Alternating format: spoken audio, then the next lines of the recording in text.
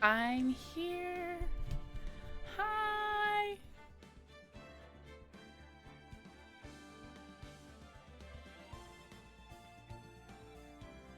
Today sucks because of the rain. Oh, I'm sorry. Well, on the bright side, my Switch came. That's something to be excited about. Yeah. And we're gonna take down Manfred von Karma's smelly face today. At least partially. I don't know if we're gonna make the whole thing.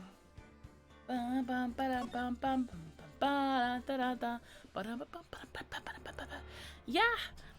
The capture card came too. All that's left is the HDMI cables and the switcher.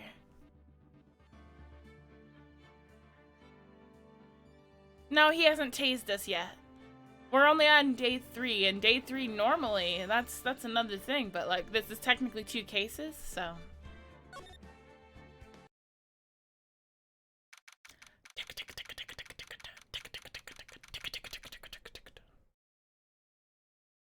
Oh, wrong window.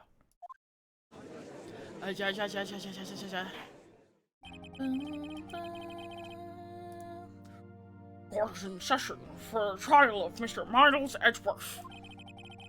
The defense is ready, Your Honor. ...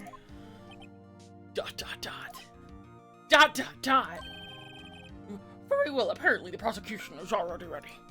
Oh, God! I keep on clicking VC face by accident. Okay, let's move it to another window. Alright, there we go. No, not there. That'll make me smaller. Can't be small. Who is the judge here? Who is the judge here, anyway? Mr. Manfred von Karma, your opening statement. ... is his opening statement. Again. Very well, no opening statement, so... Objection. Not so fast, Judge. I was taking a meaningful pause before speaking. Right, of course. A prediction. Today's trial will end in 3 minutes from now. Order! Order! Mr. von Karma, what is the meaning of your statement just now? Objection. Bah! Must you question everything? It will be over in 3 minutes. We have no time to waste. I'll be calling my witness now. Right.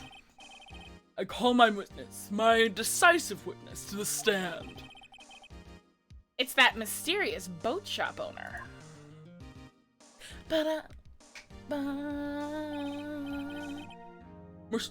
almost said Mr. Witness. Witness, state your profession.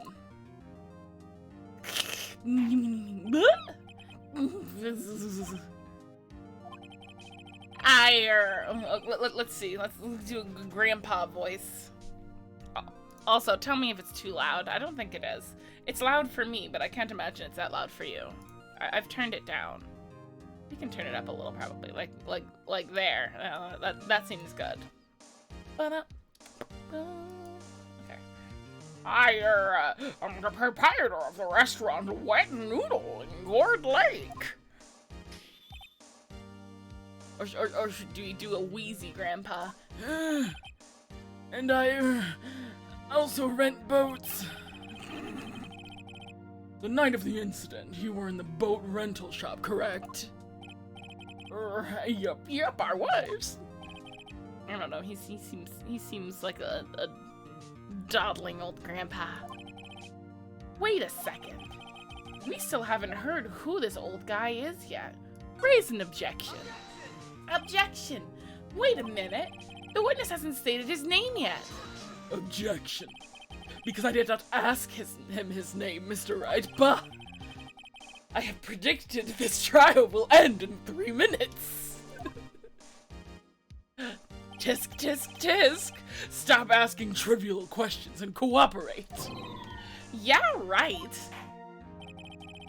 The witness will state his name.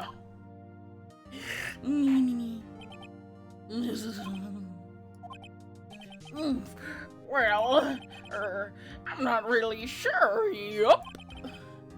What do you mean? My, memory. Your Honor, the witness does not remember anything beyond the last several years. Ergo, he cannot recall his own name. Can't recall, you say? Yes, but the incident in question took place 3 days ago. He can testify. Very well. Let's hear his testimony, shall we, witness? The night of the murder. It was the night of the 24th, just after midnight, yup. I was in a restaurant where I rent boats, as usual. Then I heard a bang, yup. When I looked out the window, I saw a boat just floating on the lake. Hi, Rubber Ducky. We're trying to get Edgeworth out of his bad situation again. Even though you think that he's an evil, evil man. You'll know what true evil is now that Von Karma's here. Then I heard another bang. Just about then, the boat comes back to shore and a man walks by my window.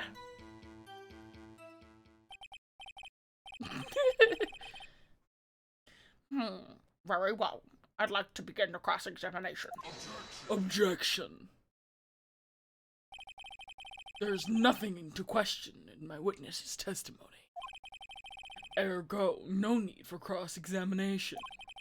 Besides, there are only 10 seconds left before the 3 minutes are up. Oh, so bold. Judge, your verdict now.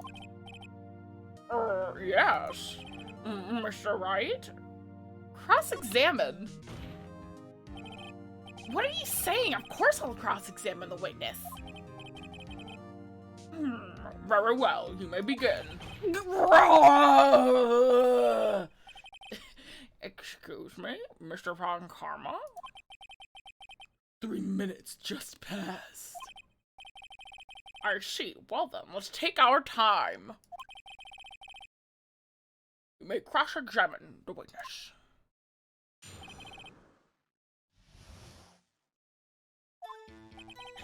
It was the night of the 24th, just past midnight. Yep. Oh, the classic line. Yep, just around then. Are you sure? Pretty sure, yep. When I talked to you yesterday, you were rather vague about the time. I'm surprised you seem to be so sure about it today. Objection. I asked him and he remembered. Isn't that right?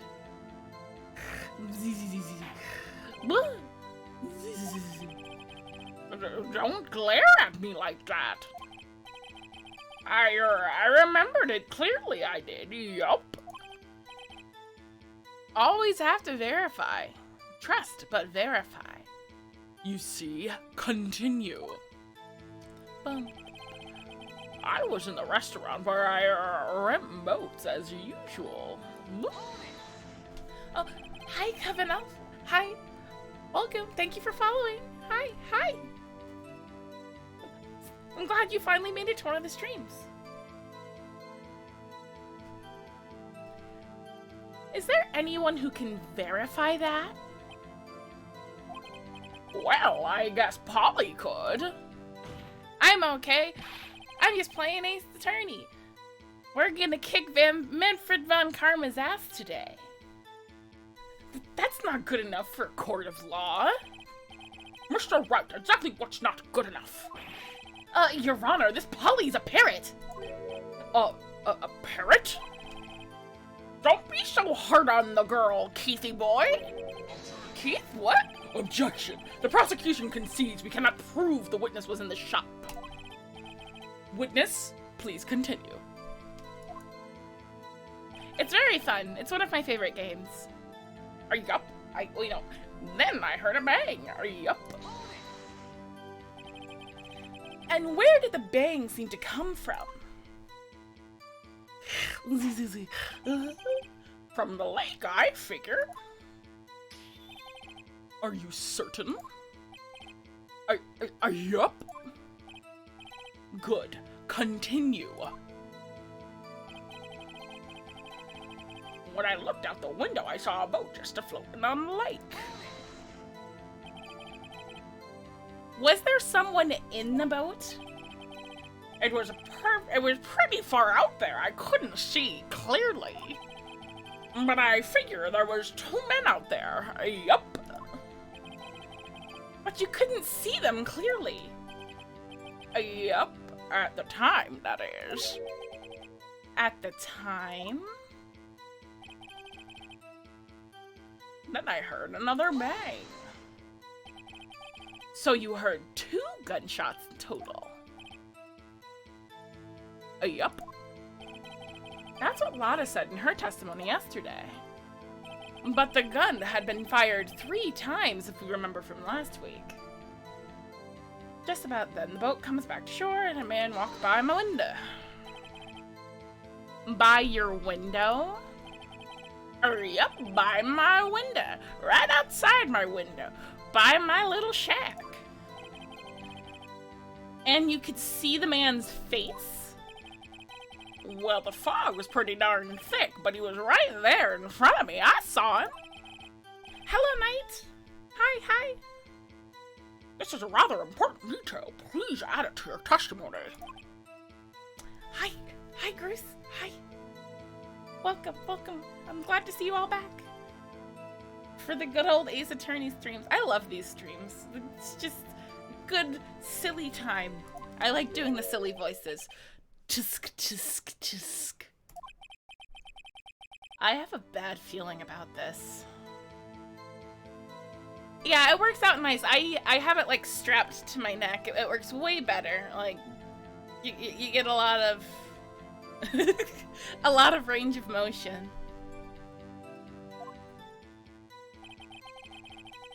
That man, the defendant, he was saying, I can't believe he's dead. Oh, I forgot to press that. If I know Von Karma, he spent time preparing this witness. I'm not going to find contradictions very easily in this testimony. Phew, it's tough being a lawyer. I forgot to press the last one. Okay. Hold it! Are you sure? Uh-oh. Dad!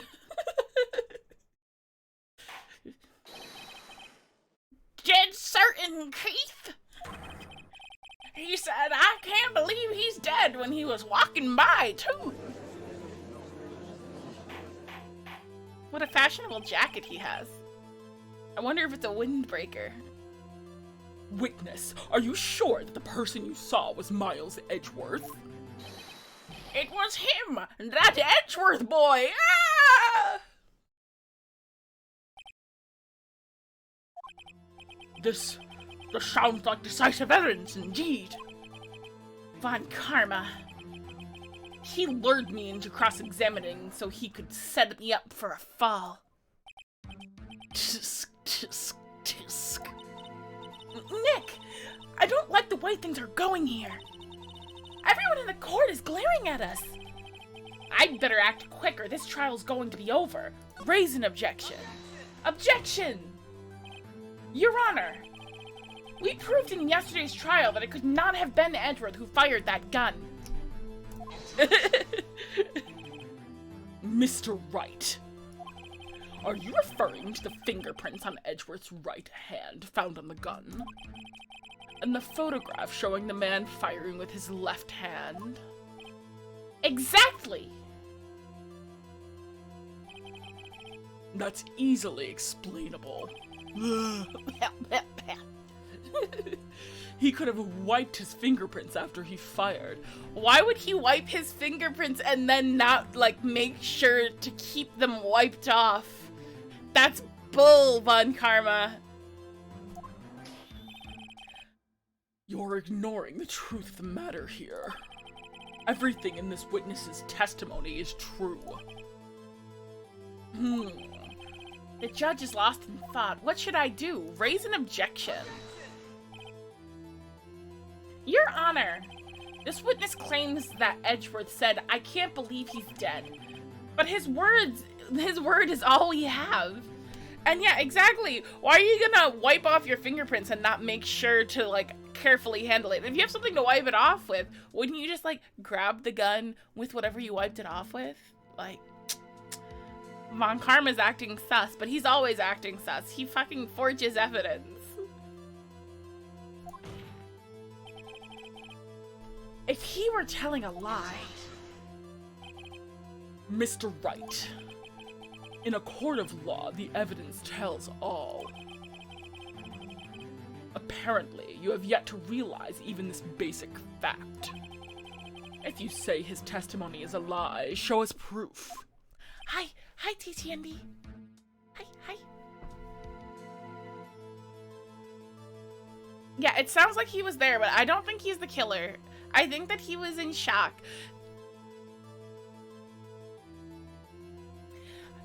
I can't believe you just admitted that Edgeworth didn't kill him, Rubber Ducky. Oh, you're finally getting on Edgeworth's side.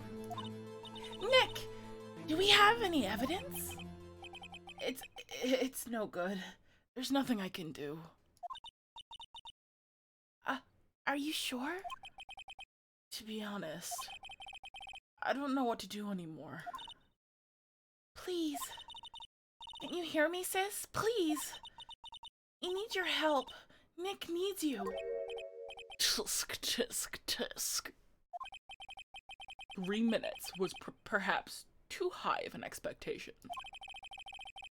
However, 15 minutes isn't bad.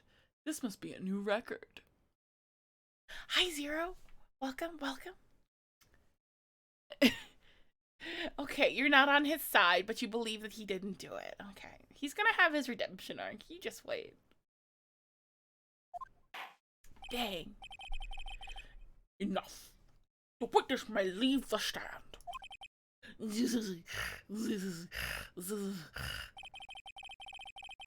This court sees no reason to further prolong the trial. Nor is there any need for more time to decide the case against the defendant. This case is extremely clear. I see no room for misinterpretation of the facts. I think they're doing that thing where they're gonna juke us and make it seem like we have no evidence, but then, like, Mia's gonna come save the day or something. What? No!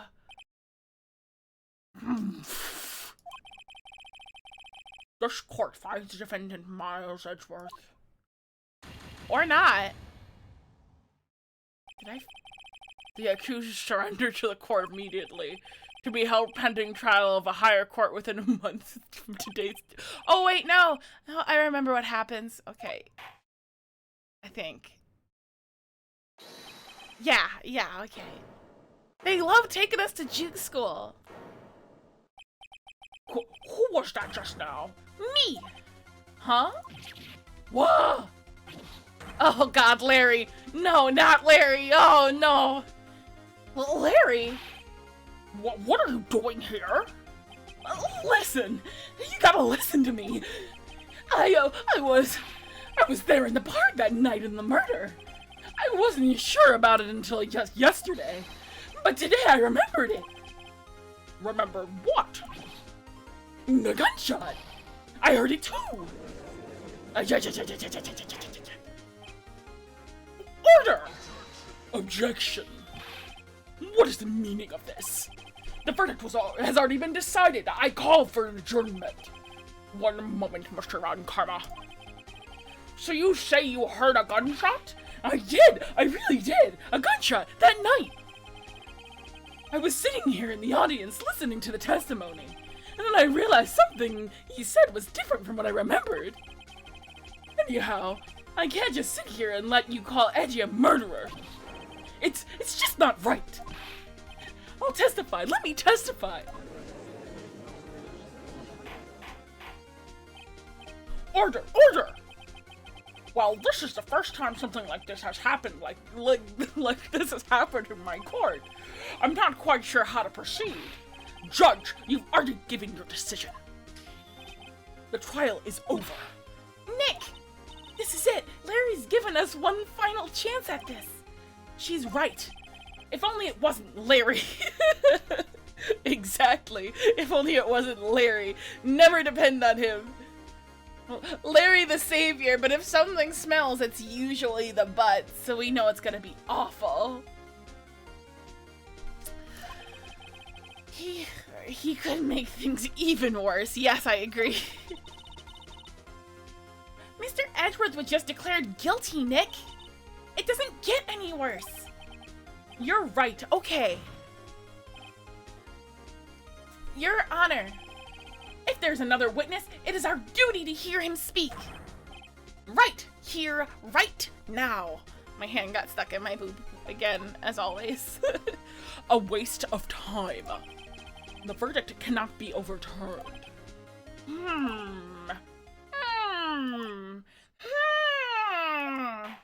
Bang! Allow me to speak my opinion.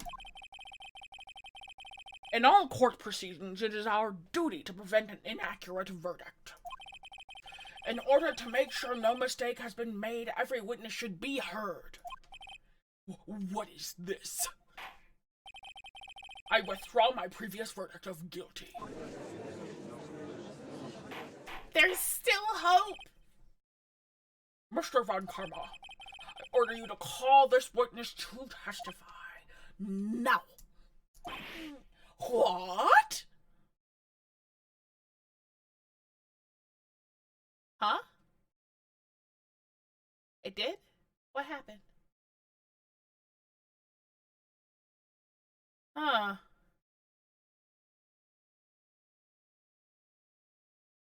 Let's see. Whiter.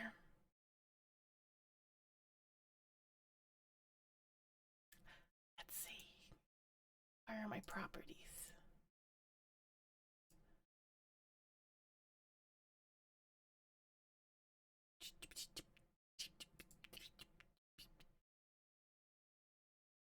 Is this better?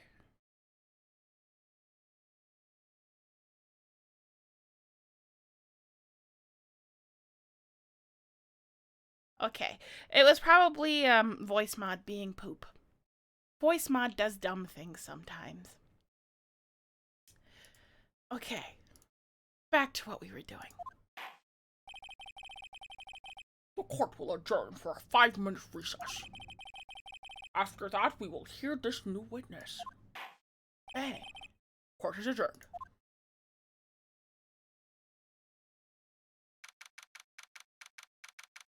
December 27th, 10:28 a.m. District Court, Defendant Lobby number 2. Phew. That was too close. Sorry to keep you on the edge of your seat like that, Edgeworth. I've seen worse. Yeah, right, Edgeworth. You're sweating bullets. I just wonder what Larry plans to say in there. Larry was at the lake that night. Yes. That was the incorrect inflection. He said he went looking for the steel samurai balloon that flew into the lake. Oh, right. And he found the balloon in the air tank that night, right? Yeah. ... Hey, Edgeworth. ... Huh? You say something, right? Yeah, a lot of things. You seem out of it, so what's wrong? It's nothing.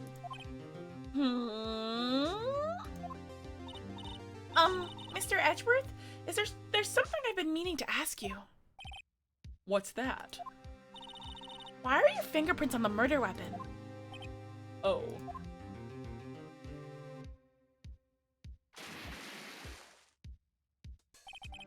When he fell into the lake, I went into a daze. I couldn't understand what happened. I couldn't think straight. Then I saw the pistol lying on the floor of the boat in front of me. I picked it up without thinking. I didn't have a reason, really. I see. Right. Yeah? This might be our chance. Our chance? Von Karma only ever has... Von Karma has only ever run perfect trials. Perfect trials? Perfectly prepared witnesses, perfectly complete evidence. That's the secret to his success. This is the first time he's ever had to deal with something unexpected. He has to let someone he hasn't even talked to testify before the court. Hang on, I must have missed something. So Edgy said he was the man in the boat. Yes, he was one of the two men in the boat. But then there was a bang. That's why he sounds very suspicious. He's in a very suspicious situation. But there were two bangs. And who misses at that close a range with a handgun? I'm pretty sure, like why? And did he really have time to, like, wipe the gun? We'll see. We'll see. And that someone is Larry. What are you getting at? It's likely his testimony will be full of holes, Wright. That's right, Nick. No 10-minute trial this time. We'll milk this one for all it's worth. Hey, it was 15 minutes. 15! Everything's on Larry now. That's what I'm thinking. I feel like if there were two gunshots, the one that killed the victim might not have been from the gun. But the ballistics did match. Did he shoot himself? I don't know. It is a mystery. I don't remember the specifics of the case. I just remember the outcome. Bang! Court is now back in session. Witness, please testify to the court about everything you saw on the night of December the 24th. Right. Leave it to me. Please, Larry, don't mess this one up. I hate to admit it, but you're really our only chance. Last chance. Last chance. Von Karma didn't even have time to prep this witness. I just hope Edgeworth is right about things being this being our big break. That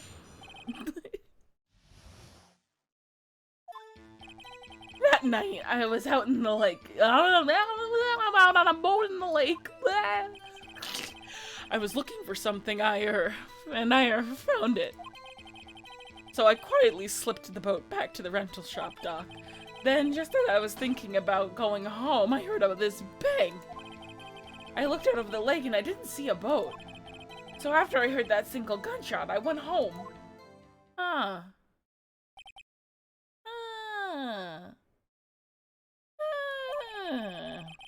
That was an unusually vague testimony even for this court.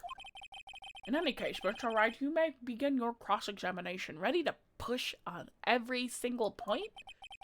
Ready to press everything? Yes, I'm back on the law. We're gonna be on the right side of the law. Yes, Your Honor. What's wrong, Nick? It's Larry. I have no idea what he's going to say if I press him. I'm a little scared. Well, we've come this far. There's no way to go back. There's no way to go but forward, Nick. Yum, yum. The night of the murder. Press. Something wrong, Mr. Wright? There were so many things wrong, I don't even know where to begin. Well, okay, first of all, what time was it? Oh, it was after 11 o'clock when I went to the boat. By that time, everyone had gone home for the night. So I waited until the coast was clear, so to speak. And why were you out on a boat at such a late hour? He was looking for something and he found it. Looking for something? Oh, also, you can just call me Cream. That's my name. I go by SweetCreamFizz because cream soda was taken everywhere, and I just figured SweetCreamFizz, that's close enough. But my name is Cream. Just call me Cream. Yeah. Looking for something? Yeah. Mr. Butch, what was it that you were looking for? Objection. What the witness was searching for is irrelevant. Most likely he was hunting for this Gordy. That's surprisingly close to the truth, in a sense. This is all irrelevant. Let's get it over with. So I quietly slipped back to the boat and at the rental shop dock. Around what time was that? Well, let's see. I figured I was out searching for about an hour. I guess it was around 12, yeah. You're not sure? Oh, you're not sure? Hey, don't give me that face! I'm not some sort of human sundial, okay? People use watches these days, Larry.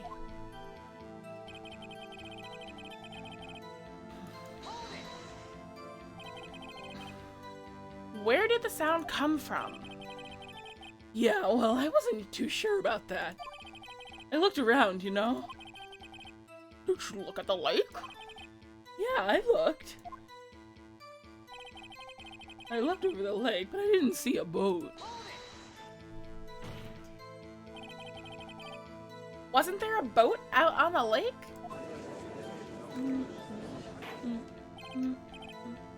Order! Order! Well, Mr. Butts. Whoa, whoa! Everybody just calm down, okay? I mean, it was really foggy that night. I'm not sure whether there was a boat out there or not. Oh, okay, no problem. That's just the most important part of this cruise.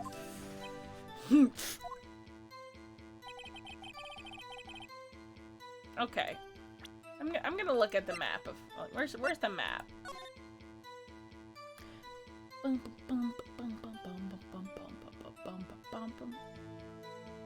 We haven't presented this map once. This map is gonna come into play at some point. I just know it.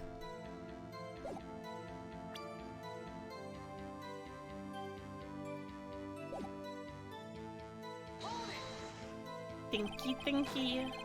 So you only heard one bang, correct? Whoops. Yeah. Huh. Well, Nick? It was pretty wishy-washy testimony, wasn't it? I guess I should just start working on the contradictions. Sorry. I wish I could be more helpful. I wish I could call my sister.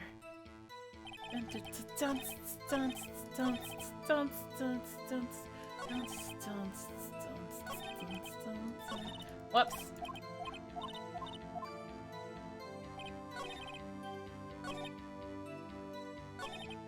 Okay.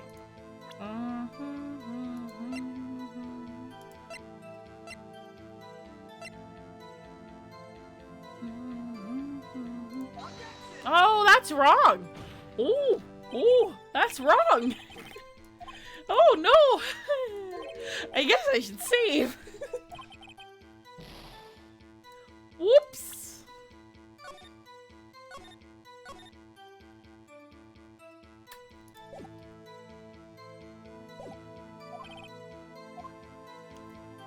Okay, he was looking for something, heard a bang, didn't see the boat, so after that, oh, this is probably where I was supposed to present it. There we go. So I was on the right mindset. Well, wait a sec, Larry. What? You only heard one bang, you're sure? That's what I said. But Miss Lotta Hart testified yesterday that she heard 2 bangs. And that old man just now said the same thing. That they both heard 2 gunshots. Huh? Were you even listening? Were you paying attention at all? At all to what they said? Yo, Nick, please! Huh? You know something's been bothering me. I'm a witness, see? I'm like a customer here. Oh no, he's not gonna... So you gotta treat me nice and stuff, okay? Okay, as long as you didn't say the customer is always right. Ugh. Mr. Butts. What? You only heard 1 gunshot, are you sure? God, Larry, don't fuck this up for everybody. Well, to tell you the truth, I'm not sure. Oh, god damn it, Larry! Not sure? How could you not be sure, Larry? Yeah, well, I might have missed the other gunshot. I was listening to something else. God damn it. God damn it, Larry. Something else? My radio, dude, with my headphones. Oh, fuck me. What? Order, order, oh, stop with the booing. Mr. Butts, you were listening to the radio with your headphones? Yeah, so what? That a crime? I listen to the radio, everybody listens to the radio. What's the big deal? Mr. Von Karma, not Von Karma. Waste of time. I do not accept this witness, nor this shoddy testimony. Well, Mr. Wright, should he continue with his testimony? Yes, continue. We don't have any other choice. Your Honor, please allow this witness to continue his testimony. Bah!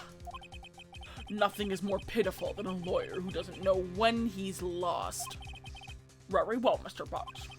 Please give your testimony and be sure to include details like your radio. Right, leave it to me.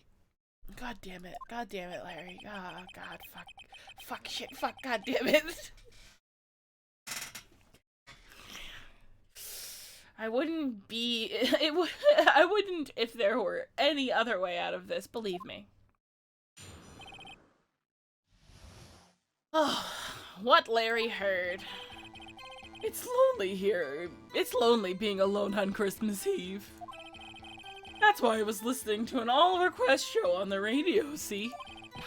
I was listening to it real booming loud, too, like... But I'm sure I heard that gunshot. I remember exactly what the DJ was saying when I heard it, too. What was the DJ saying? You were listening to the radio. Your radio on a high volume? Yeah, what's the big problem? Can't a man listen to his radio in peace? Isn't this a free country? I truly believe that Larry has no idea what the problem here is. Judge, can you believe a word this witness says? What he heard was probably nothing more than a drumbeat from the radio. True enough, it is difficult to believe this testimony. Objection! Wait, Your Honor. The witness said he remembers exactly what the DJ said when he heard the gunshot. Excuse me? DJ? An announcer. The guy who says the things on the radio. Anyway, what this means is when he heard the sound, there was no music playing.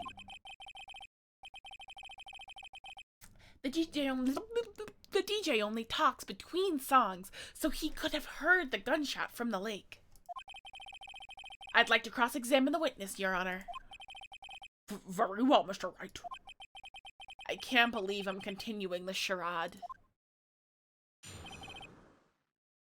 What Larry heard. It's lonely, that's why I was listening to an all-request show, listening to it loud. When I was sure I heard the gunshot, I remember exactly what he said. What did the DJ say? You thought the same thing. And what did she say? How did you know that the DJ was a she? Objection. Mr. Wright, please cease these pointless questions. What possible good could knowing what a radio DJ said do us? Indeed, Mr. Von Karma has a point. I'll allow the question only if you see some reason why we should care. We should care. We should care, Your Honor. Of course we should.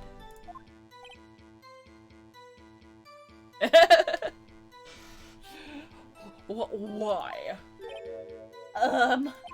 Well, how do you know if we don't ask, huh? Fine, very well. Mr. Butts, please testify to the court.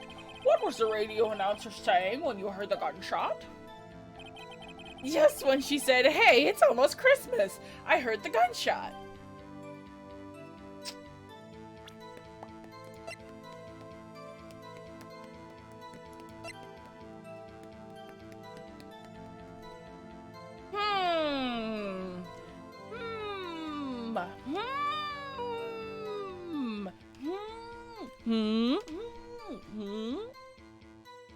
Yeah, the line's about to come up, but lo, that's Christmas. Here comes the line. Here it comes. We're about to get the meme. Are you sure? Of course I am. She had this real sexy voice. Maybe Von Karma was right. I'm not sure how that helped us at all. This is the most ludicrous testimony I've ever heard. But there is one gleaming ray of hope here. Okay, I have to present the photo, I think.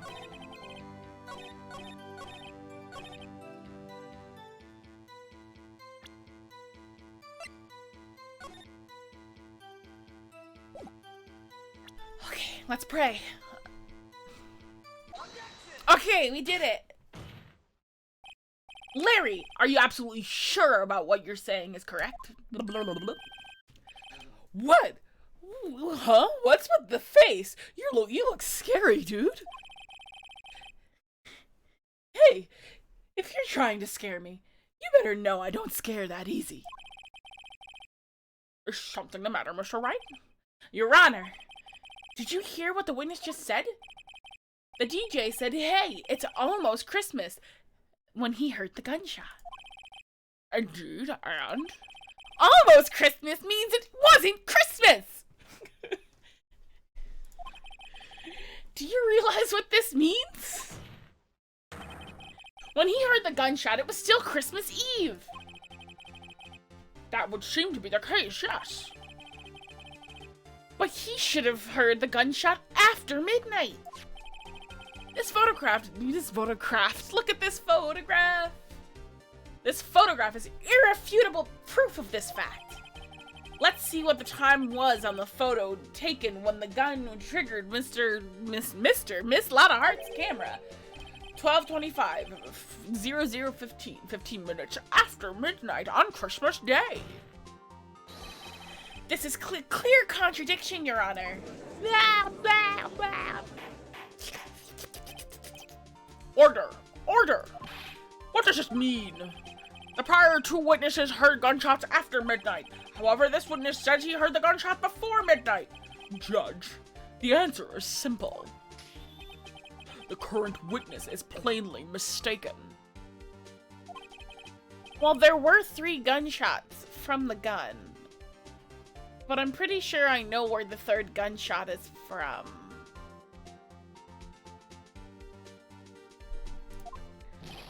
Just look at him suspicious. I didn't read that.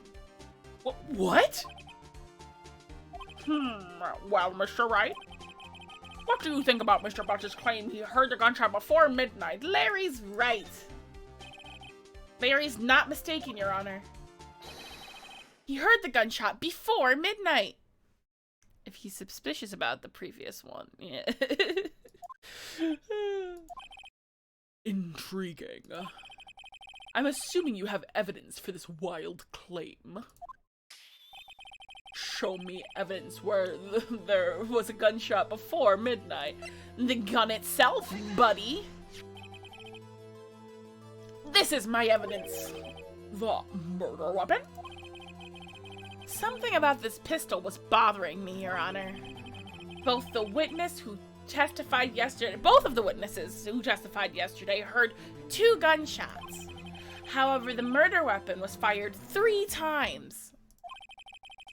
When, then, was the last shot fired? Only now have I realized the truth.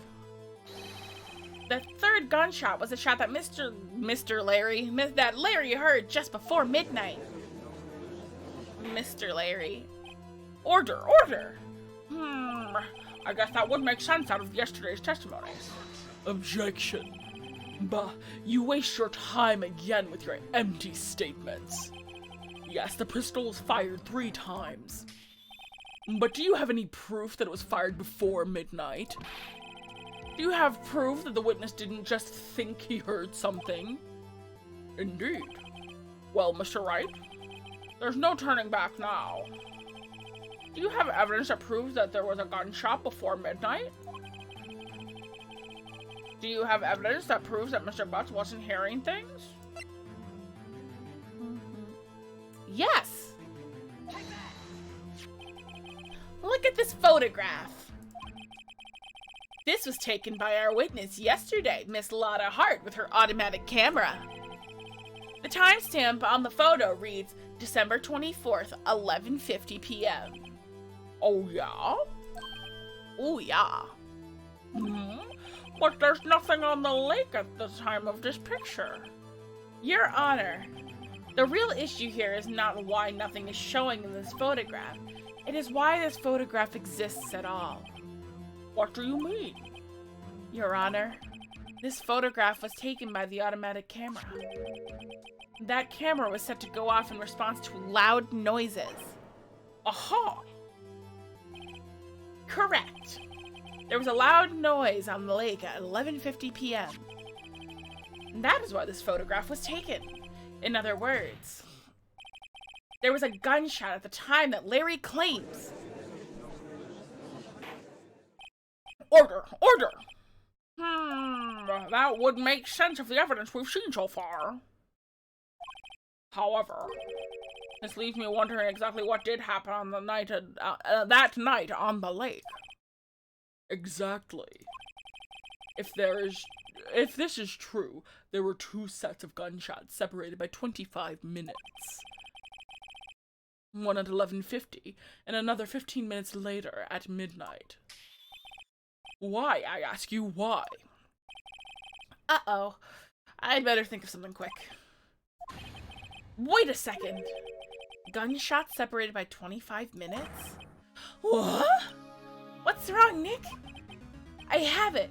I have it. Huh? Remember the case with the Steel Samurai? Huh? Yeah, of course I remember.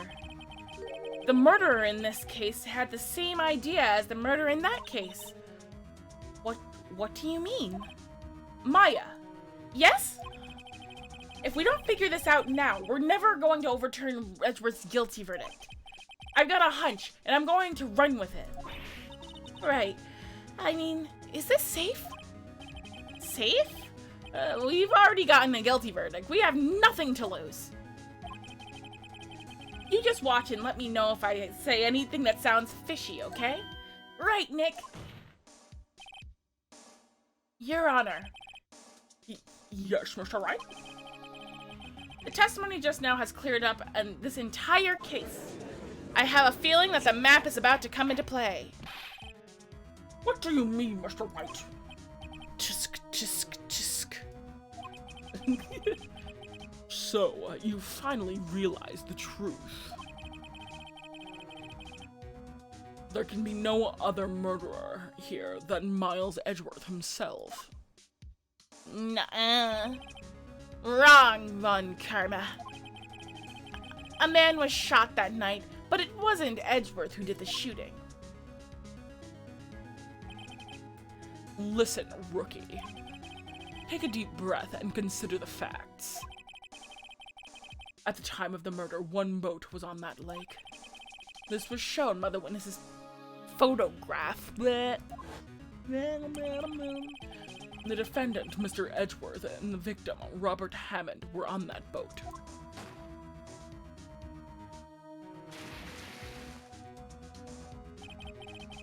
There was a gunshot fired on that boat, and Robert Hammond fell into the lake. The distance of the shooting was 1 meter. It couldn't have been suicide. Well, the guilty party has to be the other man on that boat. I admit it is hard to imagine any other possibility. Yes, but this assumes that the victim was shot at 15 minutes after midnight. What do you mean, Mr. Wright? We have the photographic evidence of the time of the shooting. Oh, wrong voice. The timestamp says 00:15. But Larry heard a gunshot 25 minutes before that. Robert Hammond was killed then, 25 minutes before the shot on the leg. That's the only way that Edgeworth could be innocent. Hello, Elite. Hi, hi. Oh, I see what happened. It wasn't Hammond on the boat at all. It was somebody trying to frame Edgeworth, and they, like, dove off.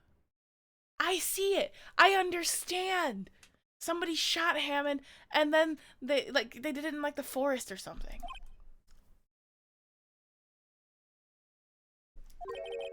Mr. Wright, are you quite mad? Then explain who the two men on the boat are. Edgeworth and the murderer. Of course, it was Edgeworth and the murderer.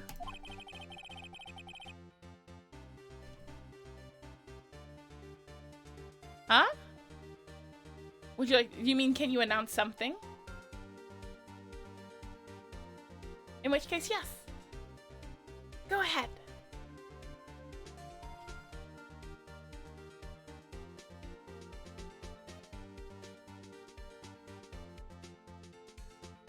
I'm on the edge of my seat.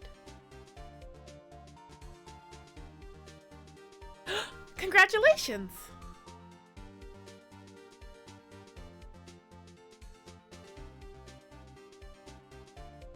I'm energetic today. I had a nice, I had a hearty breakfast, and it was great. Let me drink some water.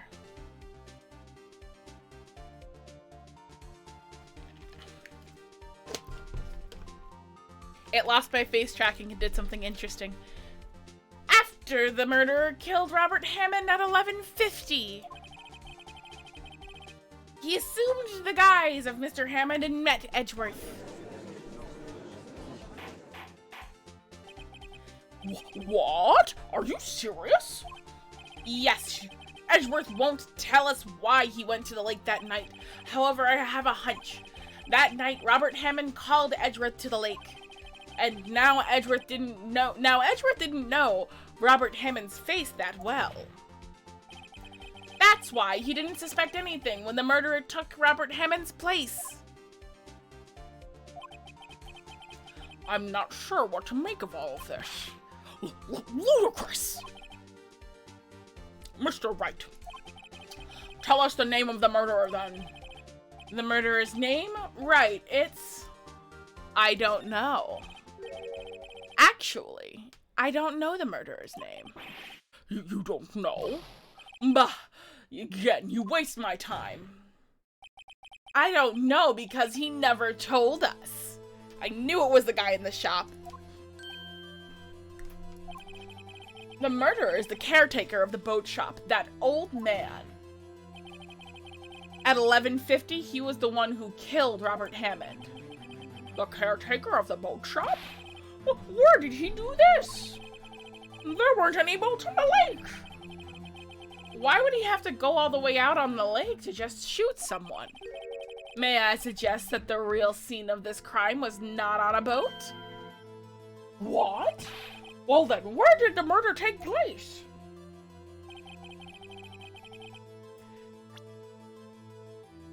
Bum, bum, bum, bum, bum, bum, bum, bum, bum, bum. Around here, maybe? Maybe, Mr. Wright? And does this maybe include the reason why the killer would choose that spot? Yes, well, maybe because there is no reason for the murderers thought there is no reason the murderer thought we'd never expect it. Nope, I guess I was wrong. Maybe you should try again. Okay. Maybe it was in the boat shop.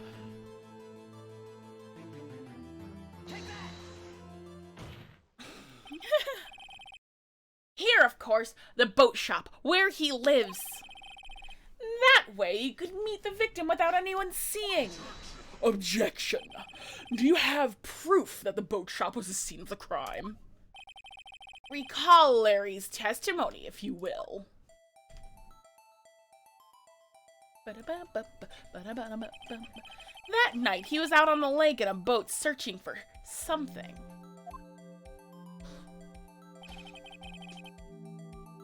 He finds it and returns the boat. Then, just as he's starting to head for home, he hears a gunshot. He heard a gunshot, Your Honor, even though he was wearing headphones at the time. Oh, good point. In other words, the gunshot was very, very close by.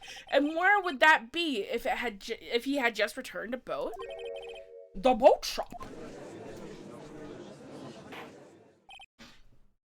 I'm very wiggly today. I'm very energetic. Thank you, Elite. I'm looking forward to working on the E-No picture again tomorrow. It'll be fun. I hope you guys are all looking forward to watching me work on it more. What happened that night at Gourd Lake? Please tell the court from the beginning. Yes, Your Honor. Nick, are you sure about this? Not really. But I think if I start at the very beginning, and I take it slow, I might just be able to figure this out. I'm very happy with the new emote too. I'm looking forward to working on another one.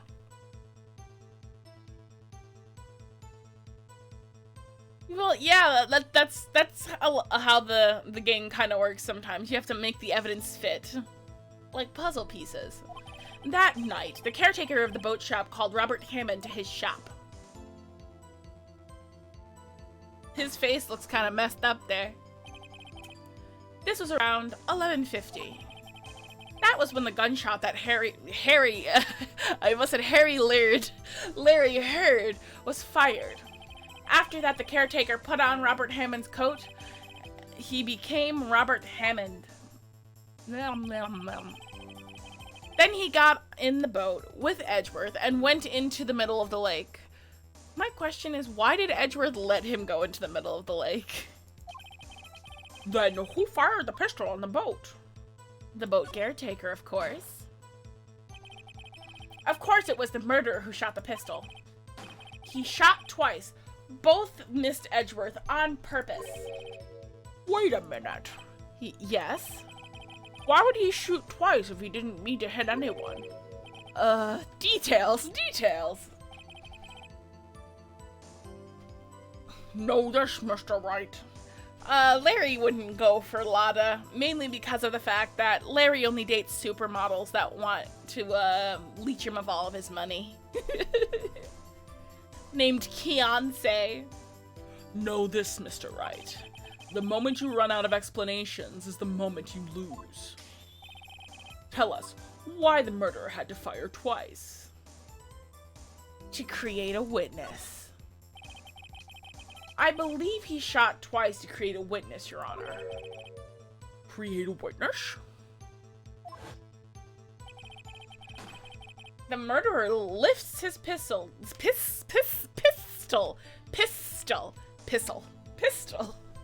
The murderer lifts his pistol and fires one shot. That ensures that anyone who heard the shot would look at the lake. Indeed, Miss Hart did exactly that after hearing the first shot.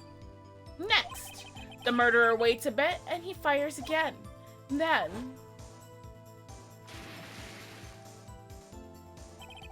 the murderer jumps from the boat himself, leaving the pistol in the boat behind him. Pistol. I see. To someone looking from the edge of the lake, it would appear that one of the men on the boat had shot the other. The murderer didn't know about the automatic camera, of course. That's why he shot twice to draw attention to the boat. Once you realize that, everything else falls into place. The boat shop caretaker swam back to his shop. Then he put Mr. Hammond's wet coat back on the body. And threw the body into the lake. This is what happened, Your Honor. These are the events that transpired that night on Gourd Lake. Some pregnant pauses. Bailiff? Bring out the witness from before. The boat shop caretaker, quickly.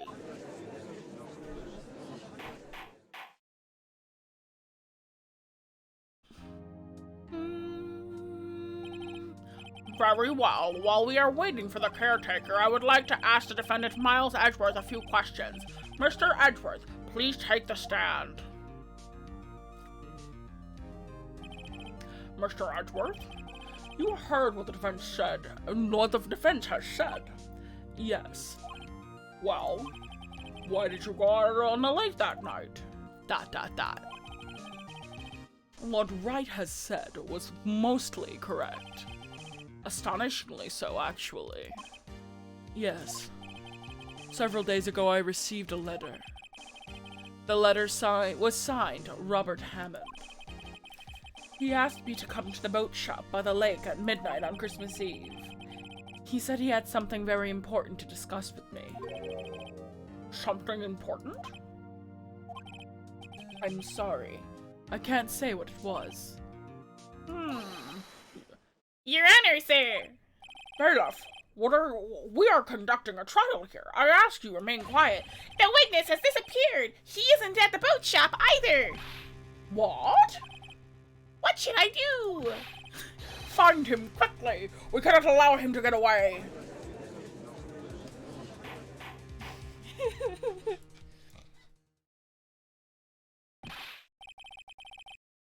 Von Karma, your witness has disappeared! ... A search warrant has already been issued. It goes without saying that I cannot declare a verdict under these circumstances. I will extend the trial until tomorrow, the final day allowed. I request that the police department utilize all its forces to find that witness. Am I understood? One more thing. Just who is that boat shop caretaker? I think his identity has become very important to this trial. I want him, and I want to know who he is. Very well. Court is adjourned.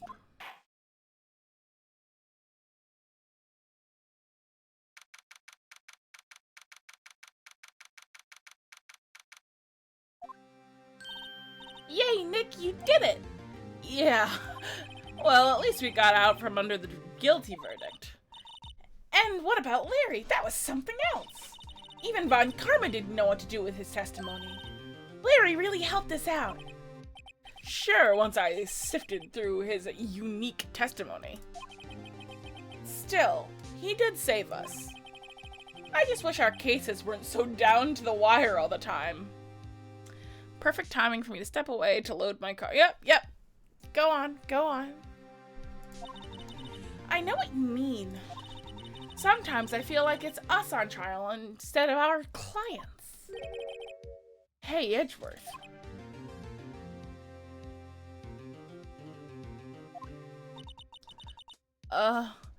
Mr. Edgeworth? Did you say something? Don't look so pained. I mean, it looks like you're probably going to get off the hook. You could try and smile just a little. Relax. I'm sorry, but I fear it's not over for me yet. What do you mean? Right. There's something that's been troubling me for a long time now, and I don't know whether or not to tell you. Edgeworth? No, there's so little time left. I want to tell you, to get this off my chest, but... I can't make up my mind. What is this about, Edgeworth? It's a nightmare I've had. A memory of a crime that I committed. A crime you committed? A memory of a murder.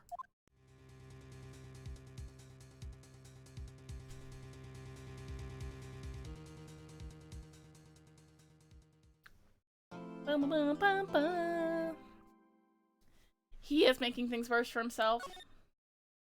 But, you know, innocent until proven guilty.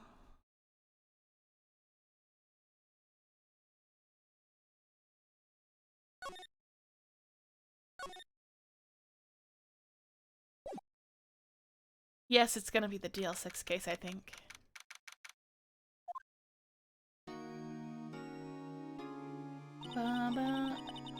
What was Mr. Edgeworth talking about?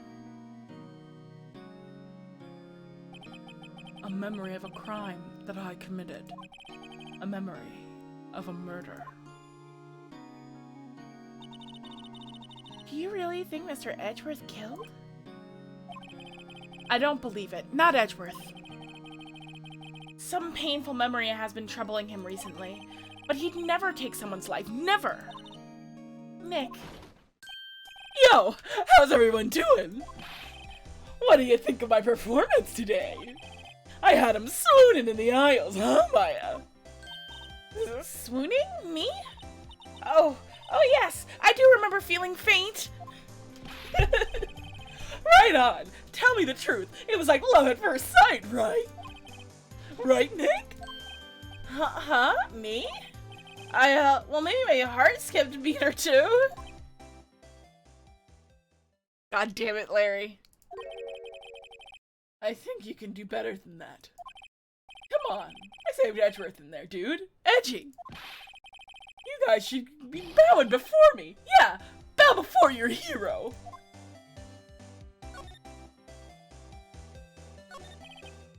Larry, you really helped us out in the trial today, I guess. You did, sort of. If you weren't there, Larry, I'm sure Edgeworth would have been found guilty.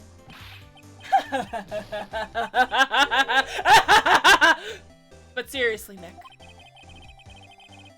That boat shop caretaker is pretty suspicious. But Edgy ain't off the hook yet. Way to spoil the mood, Larry. Hey, I'm just a guy sitting in the audience, you know? But from where I'm sitting, Edgy seemed pretty edgy. I mean, can you really know he's telling the truth about that night? Nick? I don't know. But what I do know is I'm going to believe in you two until the end. Us two? Edgeworth and who else? You mean me, right? Nah, he means me, right, Nick? Yeah, you, Larry. Not me? Why, Larry? He smells funny. Huh? Actually, yeah, why me, Nick? Enough with the silent treatment.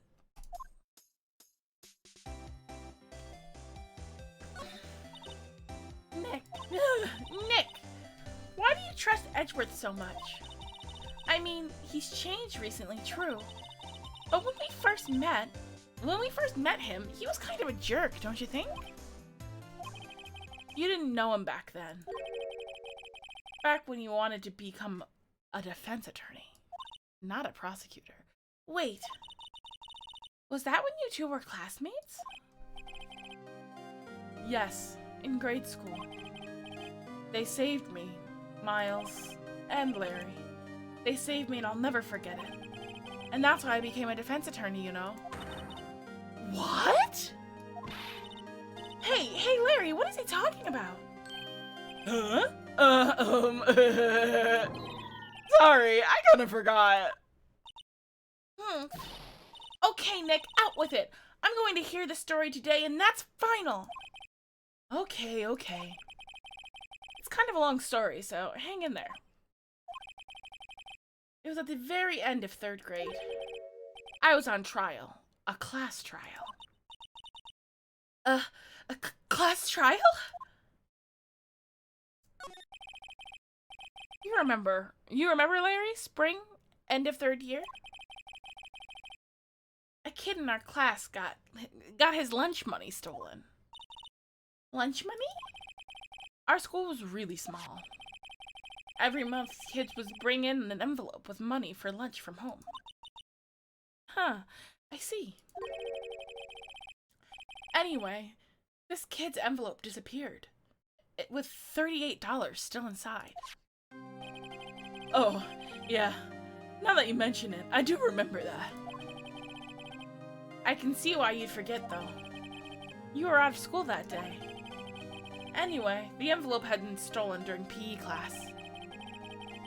I was coming down with a cold, so I'd skipped PE that day. I was the only one not in class. So, they thought you did it? Yeah, The kids in the class said I should be put on trial. Trial? So the next day, we held a classroom trial with me as the defendant. I didn't do it! Guilty! He did it! Guilty! It was you, thief! Give the money back! You're such a meanie! No one will play with him! Just admit you did it! You can't hide the truth! We're not gonna play with you anymore! You shouldn't be allowed to relay race! Give me back the 50 cents I loaned you! Now, Phoenix, you know you shouldn't steal people's money. It's not right. In the end, even the teacher thought I'd done it. Go over and apologize, Phoenix. I didn't know. Oh, I didn't know what was happening. I was so sad. I couldn't stop crying. Everyone was staring at me like I'd done it.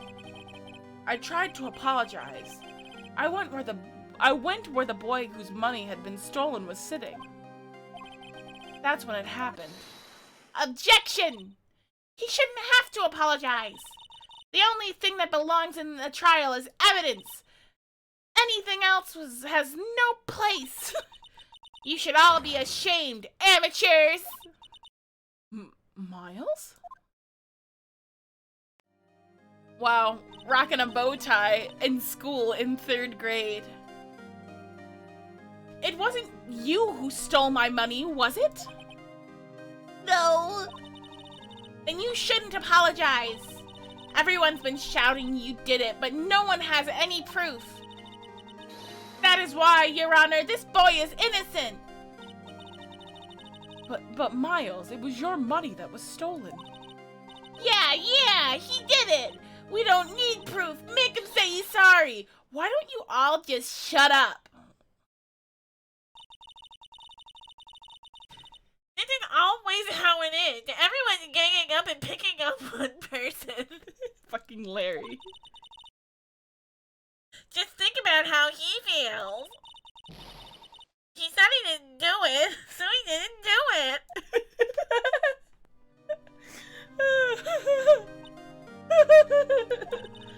Very well. I will replace the money myself. This class trial is over. And that's how it happened. After that, the 3 of us were the best of friends.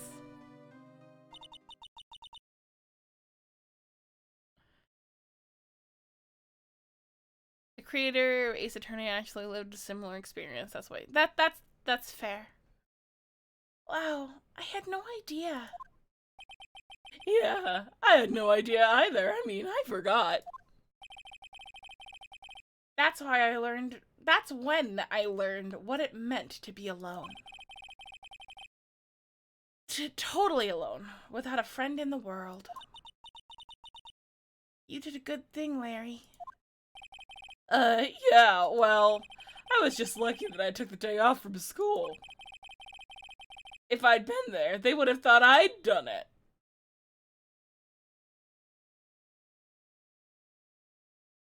Spoilers. He did it. He's an asshole.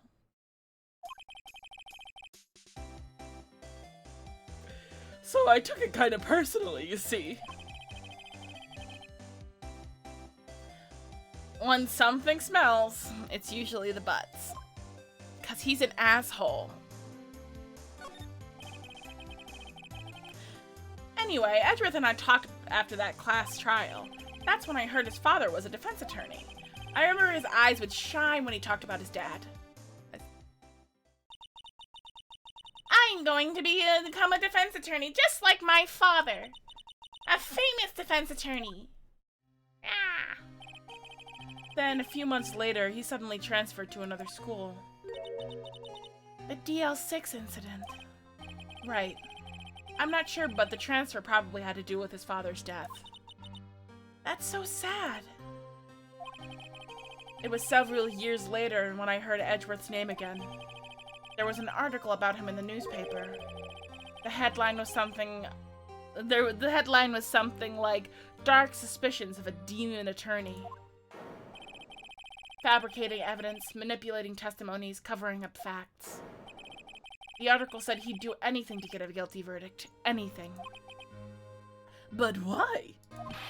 What happened? I mean, that's not the Edgy I used to know at all.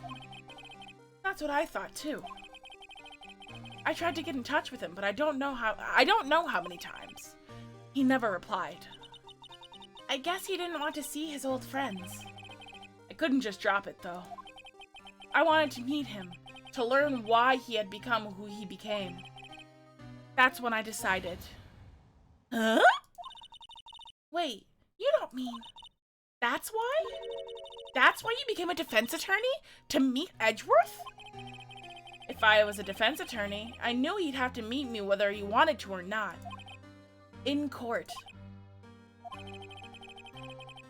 Edgeworth believed in me, and I believed in him. He's in pain, and no one's on his side. I'm the only one who knows the real Edgeworth. I'm the only one who can help him. Whoa, Nick. So, is that why you helped me out for free? Yes. I helped you because I believed in you. Except I don't remember saying I'd do it for free. Oh, Nick! Nick!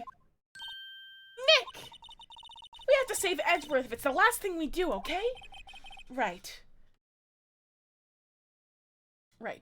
It very well may be. First, there's that rental boat shopkeeper. We need to find out who or what he is. He's one of the lizard people. Oh, hi. Hands, please. Hello, hi. Welcome, V-Shrubber. Hi. Thank you for following. I'd settle for who? I guess I can clean... I guess I can clean out some of this evidence I no longer need. ... Okay, let's go.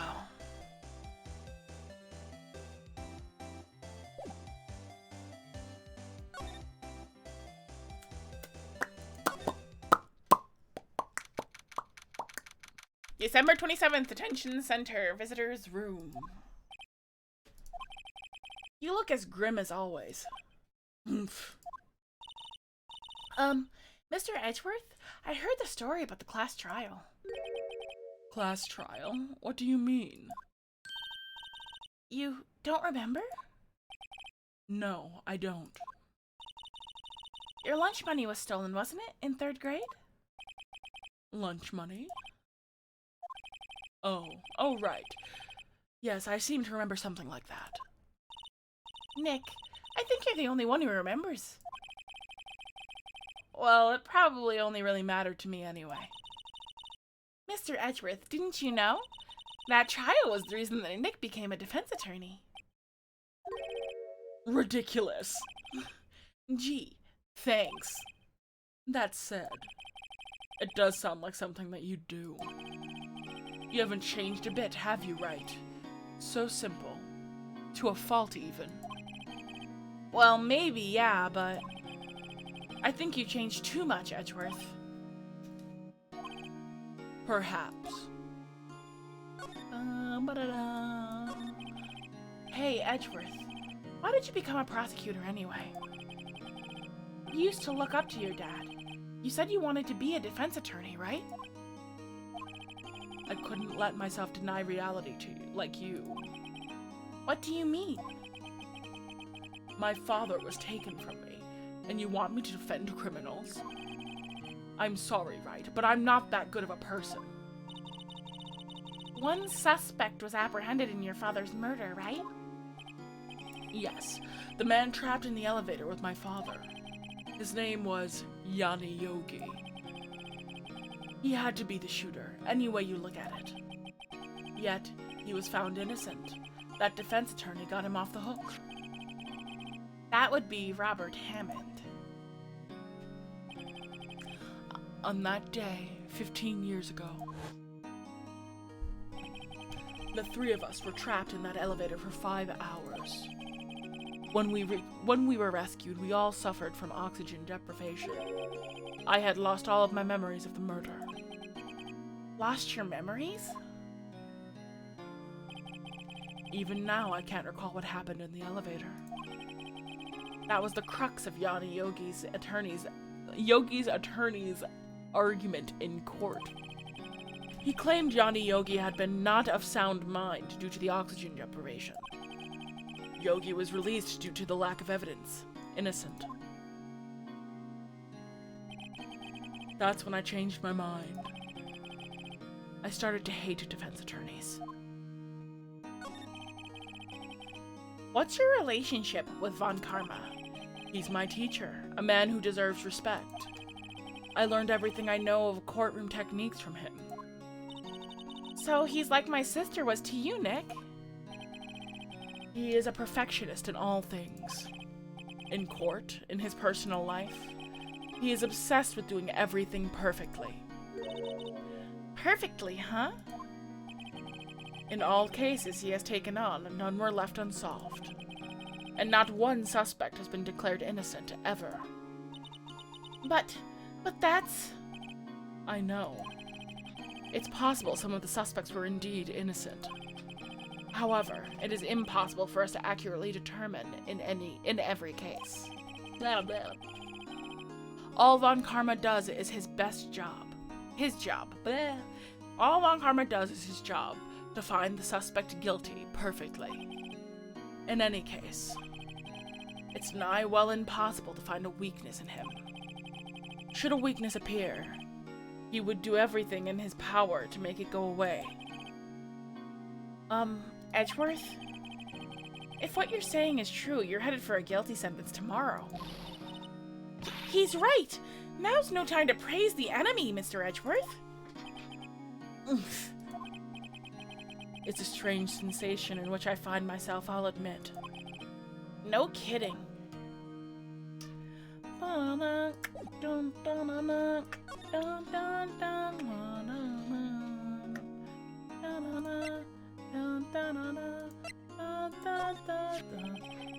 What are you showing me this picture for?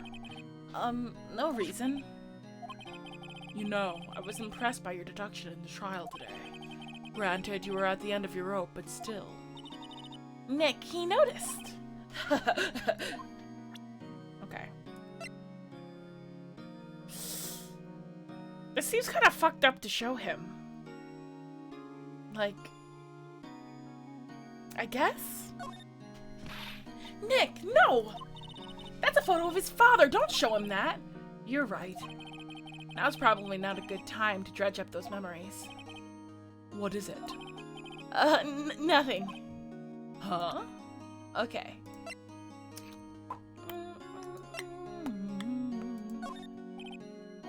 Sorry. I'm not sure I can help with that. Okay.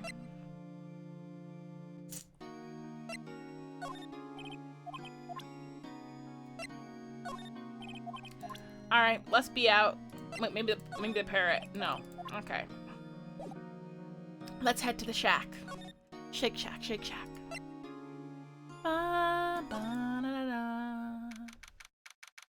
December 27th, Cord Lake Park entrance. Hey, pal! Long time no see. Oh, Detective Gumshoe. Close one today, eh? I got so worked up, I snapped my tie in half. Sorry about that. No problem, pal. Thanks to you, we now know who really did it. You mean the boat shop caretaker? Look, I'll make you a promise. I'll have that scoundrel in my custody by trial time tomorrow. Come what may. It's my duty to you as a police officer. Now I'm off to catch my criminal. Me a criminal. I tried showing him Polly. Detective Gumshoe sure is active today. Oh, one other thing. No one can go into the woods today. The woods? Where Lotta was camping? The woods are off limits to camping, and apparently the park ranger found out. He got pretty mad. No one can go in there for a while. I guess Lotta is in a lot of trouble. Anyway, I'll be seeing you tomorrow. Okay. Okay.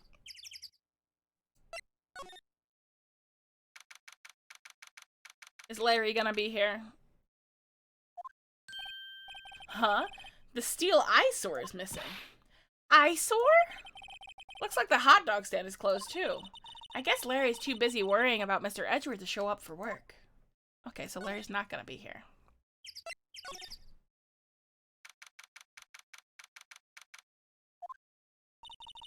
That old caretaker got away. Yep. I never imagined he might be the real murderer. Ahem. I know that clearing of the throat anywhere. Oh, it's gonna be Grossberg. Hello. What might you be doing here? Out for a walk, the days of my youth, like the scent of fresh lemons, you see. Mr. Grossberg, this is no place for idle reminiscing. Mr. Edgeworth's trial ends tomorrow. That is true, yes. But from what I saw today's trial, Edgeworth should be fine, right? Well, I'm not so sure about that. Oh, what do you mean by that? Well, I'm not sure. If you feel anything out of place, come by my office at once. I may be able to offer you some assistance. Thanks. Bye. What do you think Mr. Grossberg was doing here anyway? Who knows? Very suspicious. Let's go talk to Polly. Nobody's home. Hello? Hello? Squad? Hey, it's Polly. I wonder where your owner is gone, Polly. Hello? Hello? I can't believe you've run away off and leave his poor parrot to fend for herself. Hello? Hello?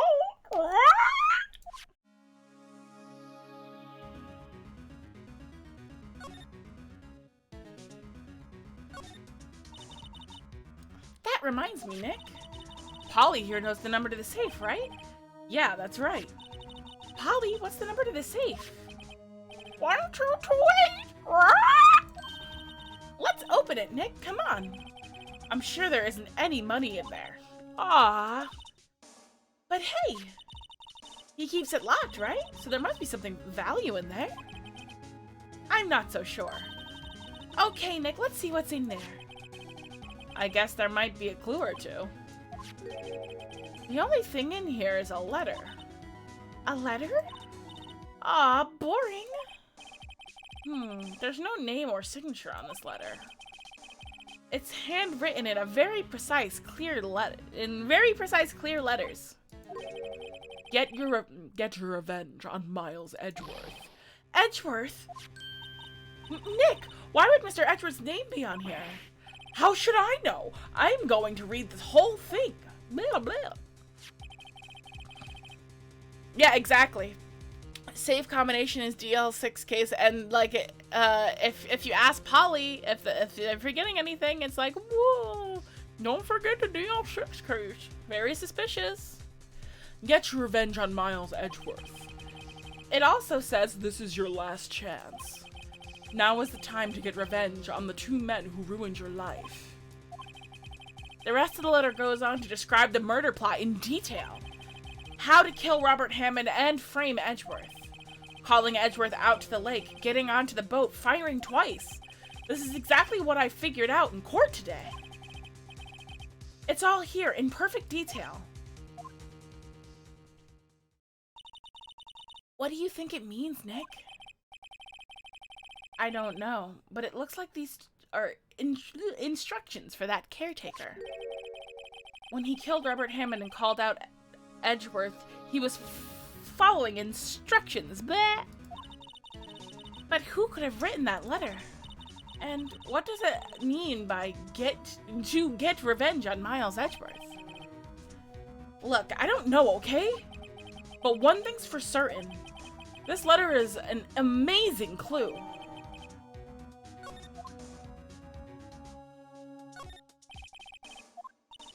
wonder why the caretaker didn't take the letter with him. He left in a hurry, right? I don't think he would have even come back for after the trial. Okay. Polly. Maybe I should take care of Polly, Nick. You shouldn't just... You probably shouldn't just kidnap her. The police know about her anyway. I'm sure they'll do something. Well, okay. Sorry, Pally. He says I can't take you. Great, now the bird's going to hate me. Alright, let's show this letter to Miles.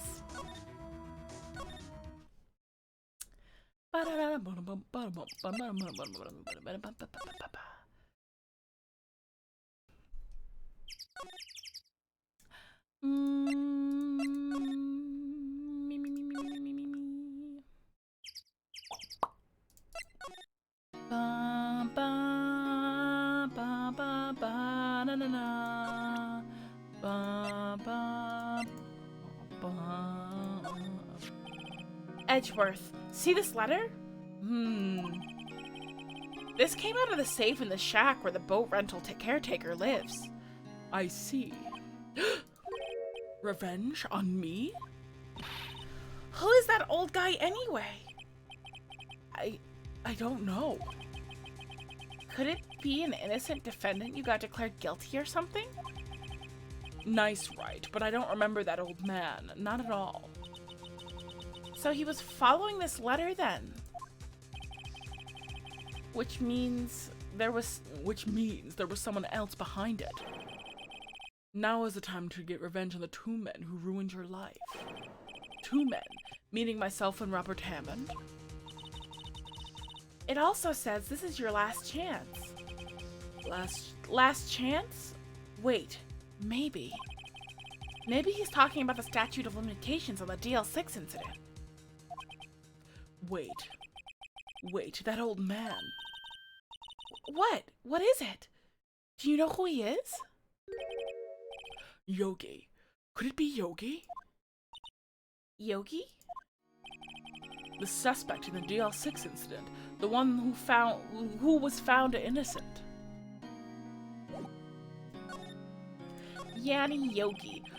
Yanni Yogi was a court bailiff at the time. We just happened to be in that elevator together for 15 years ago. Oh my god, my brain. Rumble, rumble, rumble.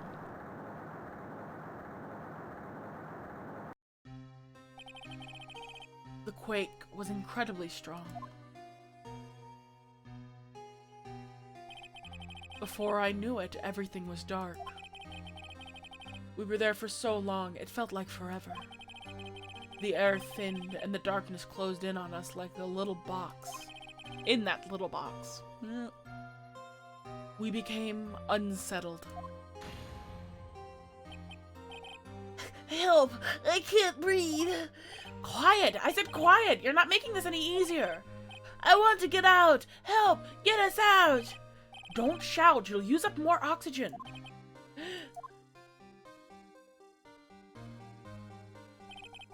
And that's all I remember. When I came to, I was in the hospital bed staring up at the ceiling. In court, Yanni Yogi's mental condition was called into question.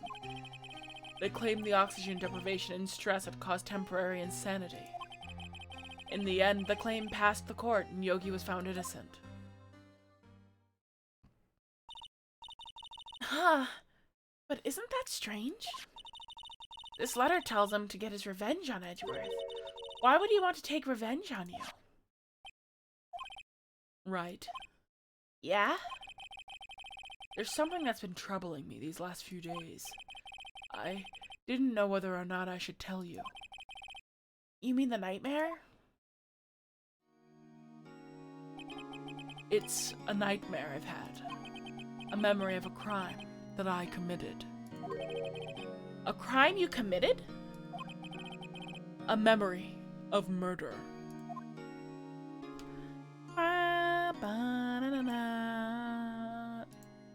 I think the time has come to tell all.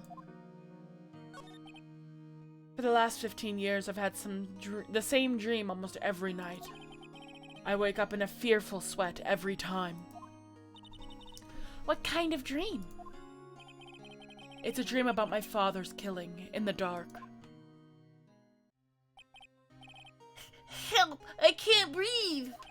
Quiet! I said quiet! You're not making things any easier. I want to get out! Get us out! Help! Don't shout, you'll use up more oxygen. I can't breathe! You're using up my air! What? Stop breathing my air! I'll stop you! What? What are you? Stop breathing my air! No, father! He's attacking my father! Then I see the pistol lying by my feet. I don't know if it was evidence from that day in court or the bailiffs. In a daze, I pick up that pistol. Get away! Get away from my father! Bang!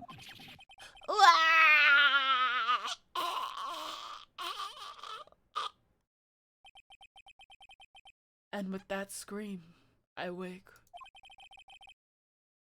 It's a bone-chilling scream. A scream that has rung in my ears for the past 15 years. But that's just a dream, right? Right? That thought is the only thing that has kept me sane for 15 years. But what if I'm wrong? What if it's real? They say that sometimes people shut out memories in self-defense. Maybe it was I who killed my father. What? If you think about it that way, this letter makes sense. Get your revenge on Miles Edgeworth. Think about it. Yogi was really innocent. That's why he wanted revenge against me. Wait! Oh, wait, Edgeworth, you mean? It was me. I was a true criminal of the DL6. I was the true criminal of the DL6 case. I shot my father. Oh my god. This is bad. What are we going to do, Nick? What can we do? I don't know. I don't think there is anything that we can do, like it or not. If there's someone else who knows a lot about the DL6 case, then maybe. There is, Nick!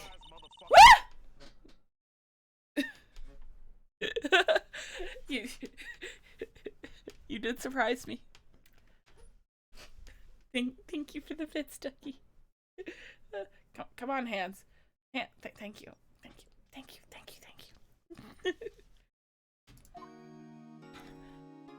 We're off to see... Oh, I heard it. Maybe it's too quiet. Can I turn up the sound alerts?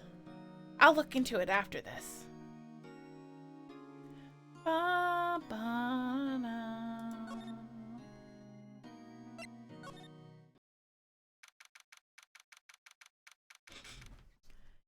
Grody Burger. Mr. Grossberg.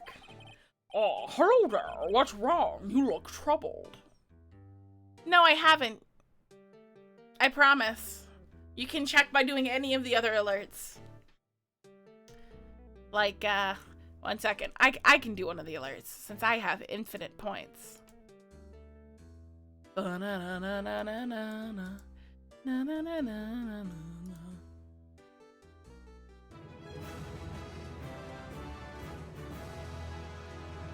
See? Still loud.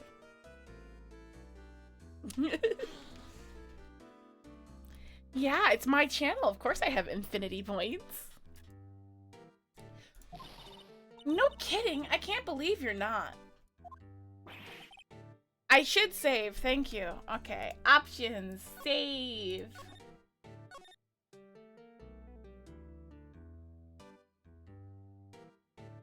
It's quieter for you than usual. 1 second. I'll show you. Here, I can turn it up. I turned down the overall, like, OBS setting because that this game is loud. Okay, volume mixer. Bum bum. Oh, it's lag. Is it? So why did it get turned all the way back up? Okay. All right. Bum bum. Oh, no, no, no, no, no. Honestly, it's good because I couldn't freaking hear myself. Let's test again. FBI, open up! That should be more in line with usual.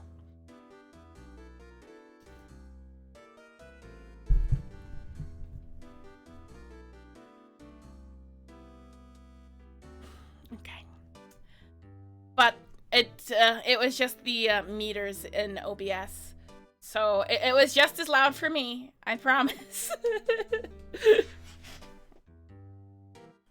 My. Just calm down and tell me what happened. It's Mr. Edgeworth. He Yes, it's just you.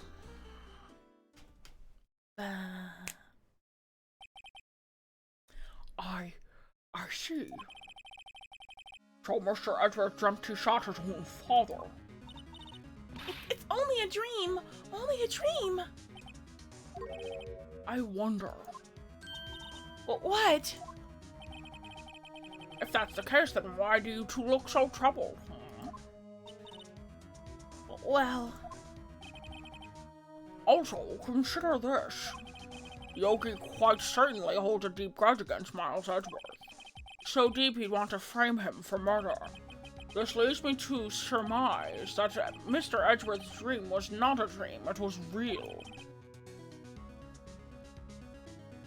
Grossberg's innocent. Grossberg's just, he's a big softie with hemorrhoids that he talks about profusely later. Oh my god.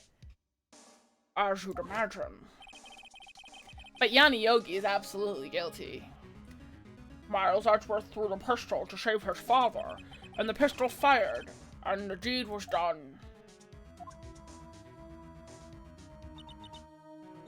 No! I don't believe it. Yogi was suspected of murder and his career as a bailiff was irrevocably wrecked.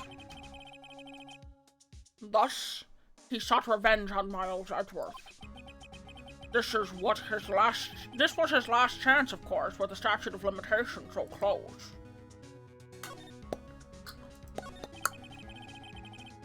What do you know about Edgeworth's father? I guess he wanted revenge on his defense attorney because,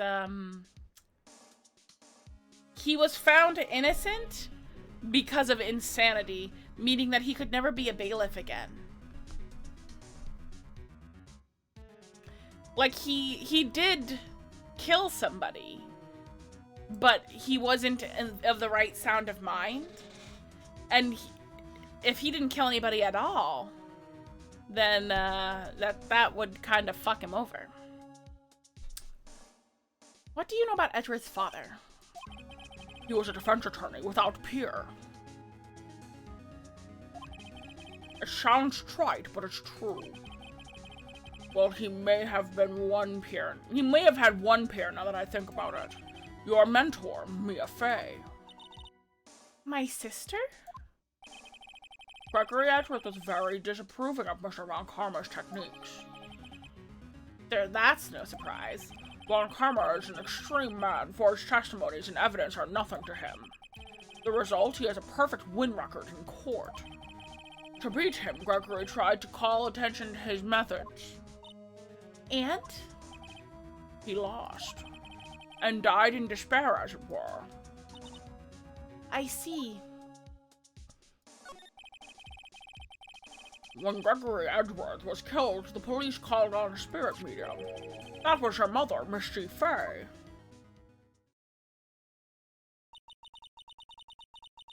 I am Gregory Edgeworth. I have been killed. The one who shot me was the bailiff, Yani Yogi. Yet Yogi was found innocent. That's when my mother left us. I can't believe Karma has remained this long. Yeah, it is kind of fucked. Everyone called her a fraud. That's right. Everyone thought she was, you see. Yet, now that I think about it, it seems the one who lied was Gregory Edgeworth's ghost. Gregory Edgeworth must have known who shot him. I don't believe it. So you're saying he falsified his own testimony? That Edgeworth's dad lied to protect his son? It's only a possibility, mind you. But a possibility nonetheless.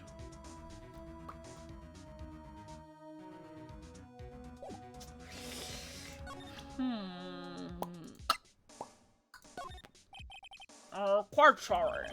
I have nothing to say concerning that. Okay. This incident took place 15 years ago tomorrow. So tomorrow we'll see the completion of not one, but 2 trials. All thanks to the statute of limitations. However, I'm afraid the damage of the DL6 case is done and was never... I'm afraid the damage of the DL6 case is done will never be eased. Oh my god.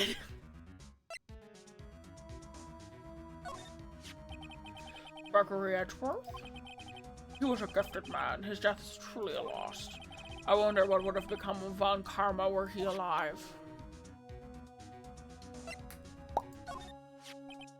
Oh, so this is the letter. It does seem that Yogi was following this letter when he killed Hammond. But why kill Robert Hammond? Hammond was a skilled defense attorney, but he defended a client not for their sake, but his own. Huh? His own sake? He never trusted his clients, not one. The only thing he trusted was his ability. But he got his client found innocent, so why should it matter? Actually, my dear, it's quite different. He won that innocent verdict for no one but himself. Yogi was a free man, but socially he was ruined. Huh? You'll understand soon enough. Wait, what is it? What is it? This letter. I've seen this handwriting somewhere before, a long time ago. Whose handwriting was this? Do you have any idea who wrote this? Manfred von Karma? Could it be von Karma? Von Karma? Why would he have something to do with this? I'm not sure. Von Karma. Oh, wait! You're right, my boy! This is Von Karma's handwriting, I'm sure of it! I used to see it on all the time on court records. What? But that means the one who told Mr. Yogi to kill was... Correct. Manfred von Karma himself. What does this mean, then? Why would von Karma want to frame Edgeworth?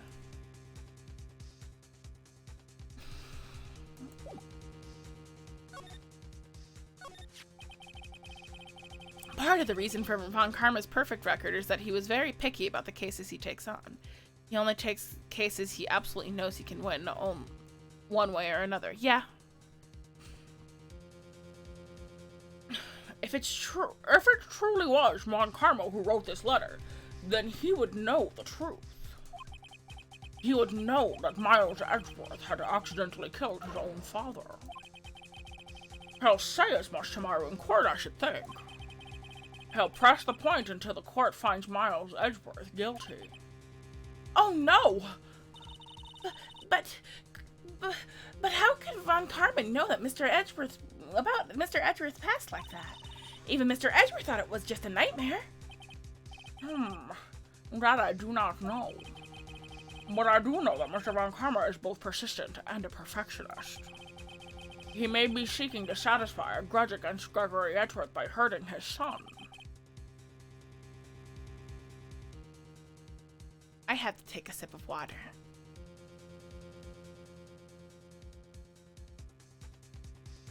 Okay.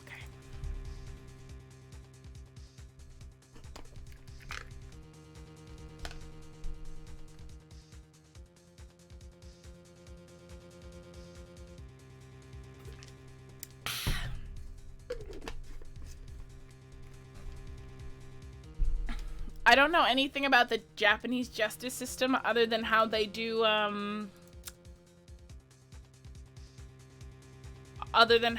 death sentences. And that is that they don't tell anybody when it's gonna happen.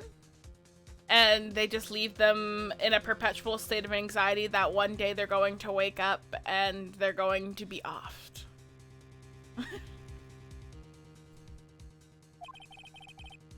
It was 15 years ago. Von Karma met Gregory Edgeworth in court, and Von Karma did win. But he didn't make it through the trial unscarred. What happened in the trial between Edgeworth's dad and Von Karma? Von Karma got the guilty verdict he wanted. He won the trial. But Gregory Edgeworth accused Von Karma of faulty evidence. And though he lost the trial, Mr. Edgeworth's accusations stood. Faulty evidence? It was the only penalty Von Karma had ever received in his career as a prosecutor. Gregory Edgeworth dealt a blow to his perfect trial record. Wow. It must have been quite a shock for Von Karma. He took a vacation for several months after that, you see. A vacation? Yes, an unusual event for the man. That was the first and the last vacation he's taken in his many years of prosecuting. Really? He doesn't take vacations? Like, go to the sea or, to the mountains? Don't tell me he's never been to Europe! You have a strange idea of vacations, Maya. In any case, that was the only time he took a vacation in his career. From work. I believe the penalty upset him quite a lot. Odd. If he wanted to keep a perfect record so badly, why would he take such a long vacation? What do we do, Nick? Von Karma is going to bring up the DL6 case tomorrow. DL6? You can bet on it. What if Mr. Edgeworth pleads guilty to DL6? I won't let him! Yes, Mr. Wright. I hate to say this, but even an accidental murder is a murder, you know. I know that! I just believe in Edgeworth's innocence. I can't believe he'd killed someone. But Nick, Mr. Edgeworth admits it to himself. His father must have lied to protect him from beyond the grave. I don't care. I know he's not guilty. Mr. Wright, if you say so, I suppose I could go check again.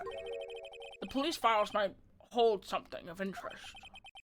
Mr. Grossberg, thank you.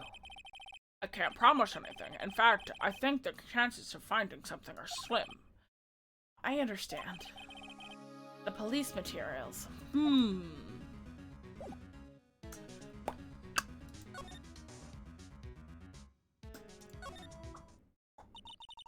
One day left, Nick. Yeah, I know. Well, no time to waste. Let's get going.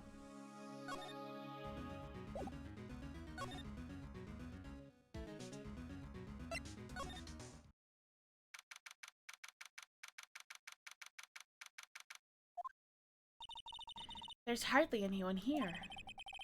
Everyone must be out looking for the old guy, Yogi. Ah, it's you! I don't think Gumshoe will be coming back today. He's staying out late looking for someone. Sounds like Detective Gumshoe is pounding the pavement for real. We were wondering if we could go check the records room again. Well, now, I can't have just anyone wandering around in there. But I guess Mr. Von Karma is there right now anyway. You can go in as long as he's there. Von Karma? Yes. He just arrived, actually. Von Karma's in the records room. Nick, let's hurry. This couldn't go poorly at all.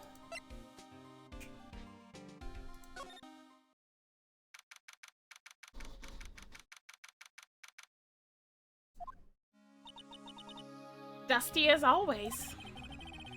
We were only here just yesterday. I'm sure they haven't had time to clean. What's wrong, Nick? Nothing. I was just noticing that he isn't here. Von Karma.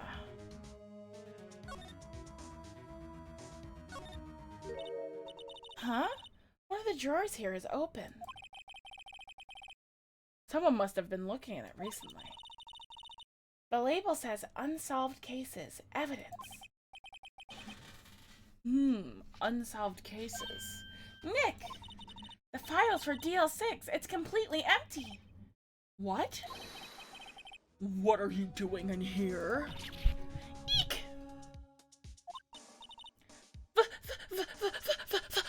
Von Karma! You! How do you know my name? Huh? Have we met? What are you saying? We see each other every day, don't we? We're Miles Edgeworth's defense team. Defense team? I beg your pardon. You see, I rarely remember defense attorneys. He's got, like, crazy eyes right now. Oh my god. They're like bugs, needless things to be crushed. I can see how this guy was Edgeworth's mentor. Mr. Edgeworth is your student, right? A romanticist who still can't shed the veneer of amateurism. Just like his father, always second-rate. Mr. Von Karma, you had an axe to grind with Mr. Gregory Edgeworth, didn't you? Me? A grudge against a mere defense attorney? Why? Because he dealt you a blow to your otherwise perfect trial record. So you did, but what I don't get is, why did you take his son under your wing afterwards? The son of your most bitter rival.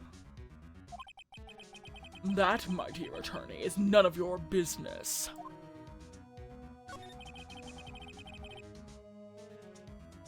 Tomorrow will be the last day of this trial. It's been a while since I've had a defense attorney last this long. Still, you will lose in the end. Miles Edgeworth will admit his own guilt. His guilt from 15 years ago, you mean? You're quite the researcher. If you've done your homework so well, then certainly you must understand. You know what Miles Edgeworth will tell the court tomorrow. We were right. So Von Karma is going to bring up DL6 in court tomorrow. Now to do something stupid.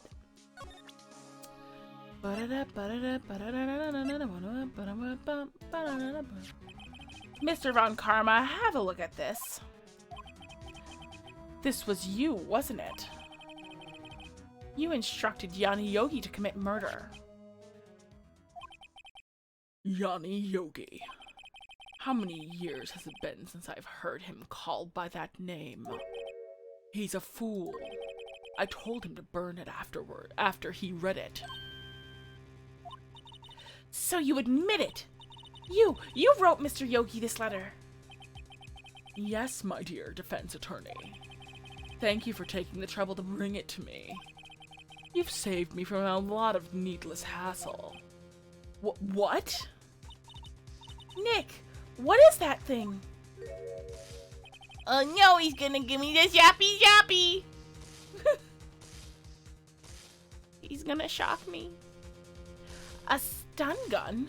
For self-defense, usually. Indeed. 600,000 volts will course through your body like a dog touching an electric fence. 600,000? Oh, don't worry. People don't die from it, usually. Hello, Crimson. Hi, hello. Welcome, hi. Now give me the letter. No! No! Whoa. Whoa, what are you? shocked. Maya! Out of my way!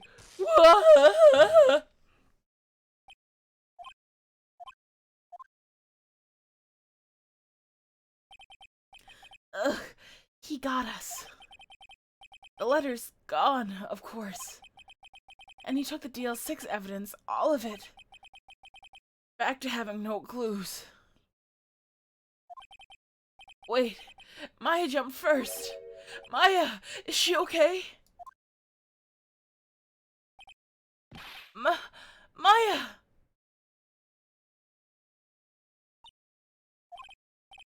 Maya, open your eyes!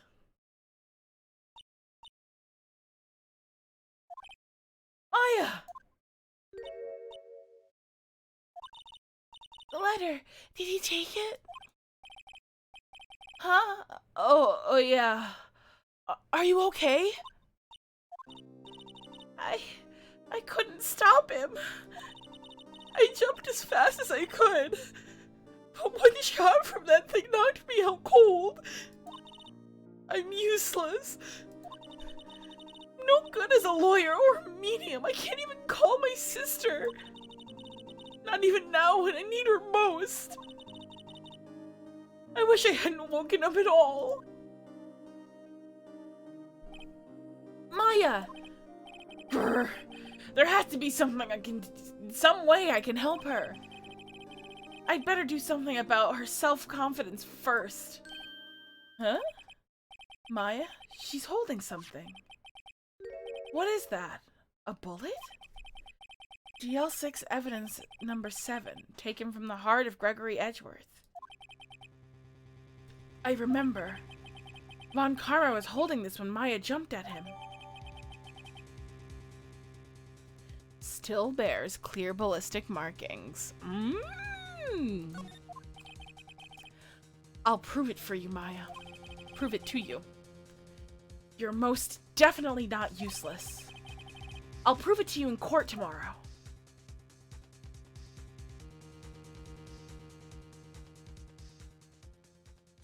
Ba-na-na-na-na.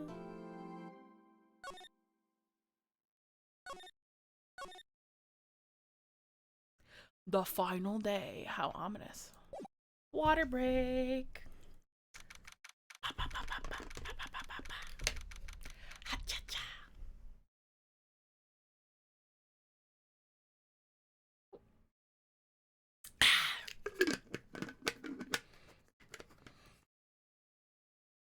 Hydrate, everybody. This is it. Judgment Day. Today, things are going to get settled at last. A lot of things. Ah! What's the big deal? Well, a big idea. Sorry, Nick. I only touched your shoulder. I guess the shock hasn't worn off from my run-in with the stun gun yesterday. Anyhow, today's the last day of the trial. Good luck, Nick. Yeah, thanks, Maya. Edgeworth is looking glum as always. I hope Von Karma doesn't push him too far. Whoa! What are you... What are you doing? Sorry, I'm sorry. I just thought I'd cheer you up with a pat on the back. Maya, maybe you should go outside and discharge. Right, good idea. Try not to electrocute anyone on your way out. Wow, pal!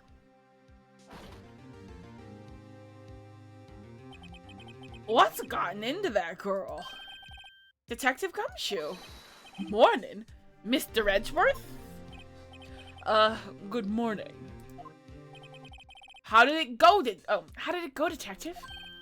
Have no fear. As promised, I've captured our runaway caretaker. I just brought him in, pal. Look, took all night. I just brought him. Oh my god, I'm dying. I'm having an aneurysm. Oh god. I just brought him in. Took all night, pal. Speech hard. No talk. Talk hard. Talk hard do. Thanks, Detective Gumshoe. You must be tired. Actually, after that shock I got on the way in, I feel pretty good. Yogi says he's forgotten his own name, but that has to be a lie. Why would he want revenge on Edgeworth if he couldn't remember his past?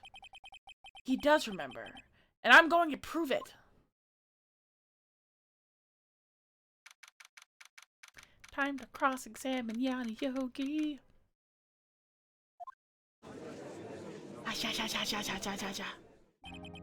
Court is now in session for the trial of Miles Edgeworth. The defense is ready, Your Honor. ... The prosecution is ready.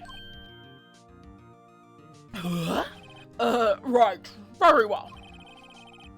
We have reached the final day of our proceedings in this trial. I ask that the prosecution submit decisive evidence. Understood. Come on, don't be awed into silence by every little thing he says. Very well. Mr. Von Karma, your opening statement. Right. Oh, right. Thanks to Detective Gumshoe's effort, the boat rental shop caretaker has been arrested. In yesterday's trial, the defense asserted that the caretaker was the murderer.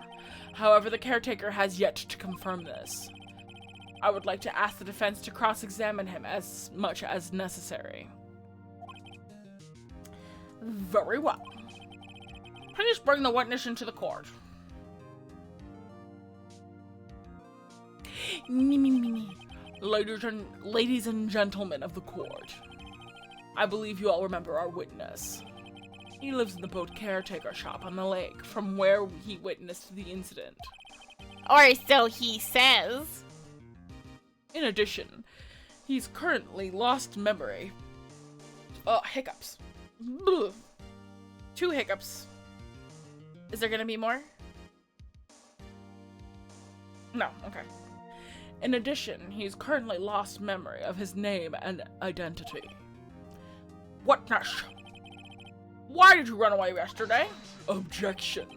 The witness was not running away, as he will now testify. I see. Very well. Please begin your testimony.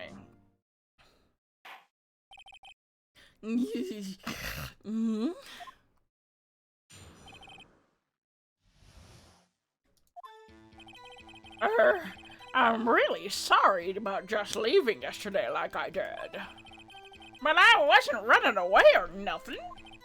I went to buy some food for Polly, see. I figured I got nothing to do with this incident anyhow. I mean, I'd need one of those motive things, right? And I don't got one. So my testimony yesterday stands as is.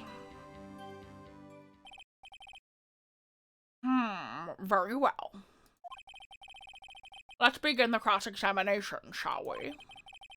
He has to know his name. Yanni Yogi. You're Yanni Yogi, and I'm going to prove it. Yanni Yogi. Yanni.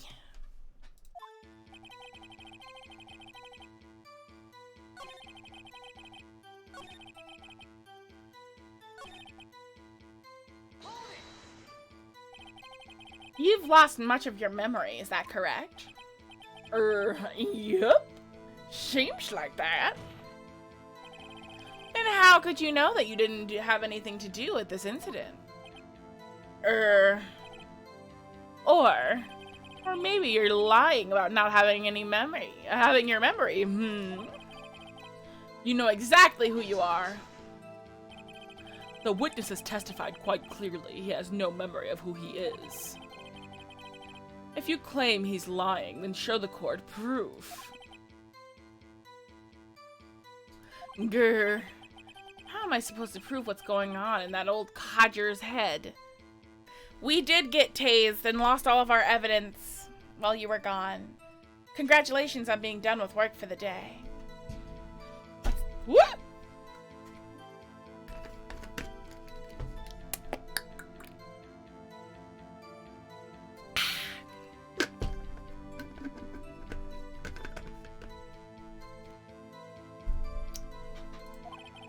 That's impossible.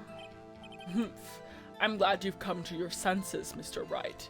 Hi, Elite. Hi. Very well. Witness, please continue.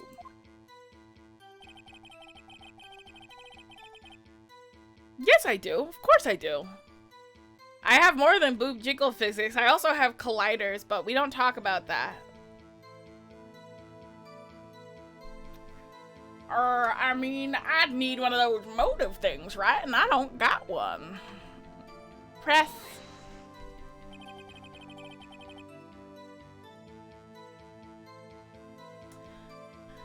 Some co-workers were very sweet to help improve my birthday today. Oh yes, it's Euryxia's birthday. Everybody say happy birthday to Euryxia.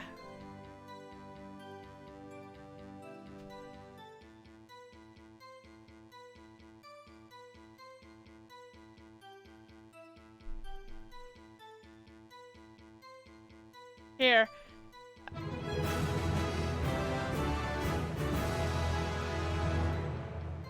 Wait, isn't there like a party hat or a kazoo emote or something? A party popper?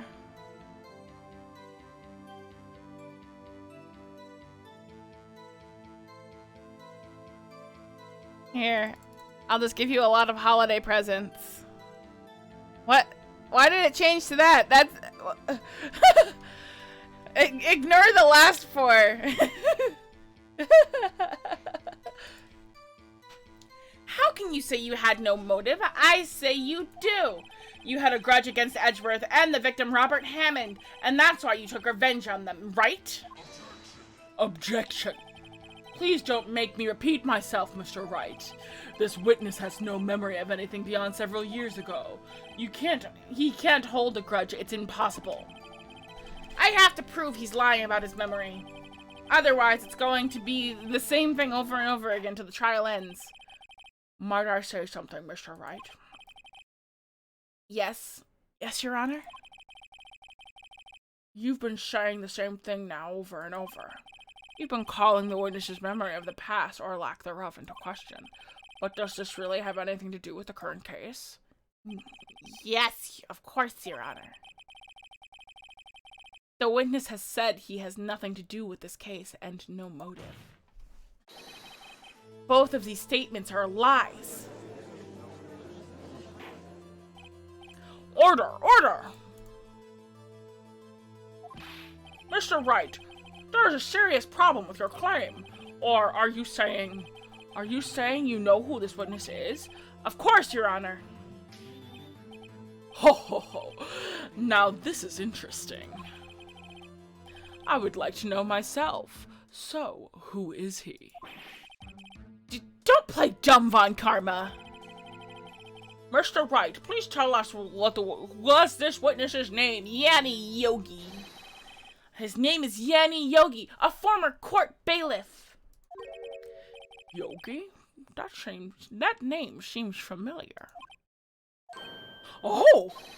Yanni Yogi from the DL6 incident! It figures the judge would have heard of it. It was such a famous case. But what does this mean? Your Honor, if this man is Mr. Yogi, then he has a clear motive. Tisk, tisk, tisk. Finger wag. Jumping to conclusions again, Mr. Wright. This man, this witness, is Yanni Yogi. Fascinating. However, how do you propose to prove this to the court? This is a court of law, as you may recall. You need proof.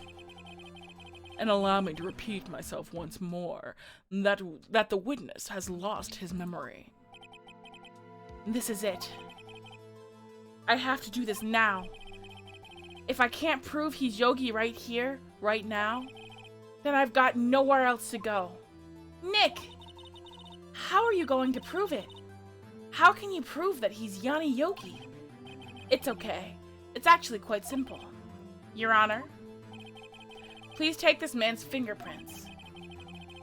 Then we'll compare them to the fingerprints on file from Furyani Yogi 15 years ago. I see. That makes sense. Tisk, tisk, tisk. Huh? I'm so very, very sorry, Mr. Wright. Why? The witness has no fingerprints. What? What? No fingerprints?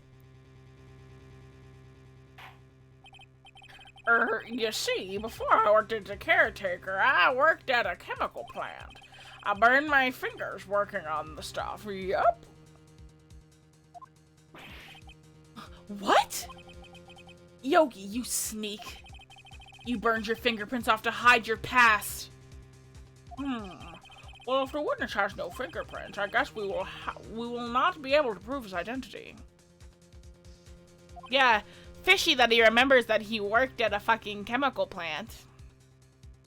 No! Tisk, tisk, tisk. Well, what will you do, Mr. Wright?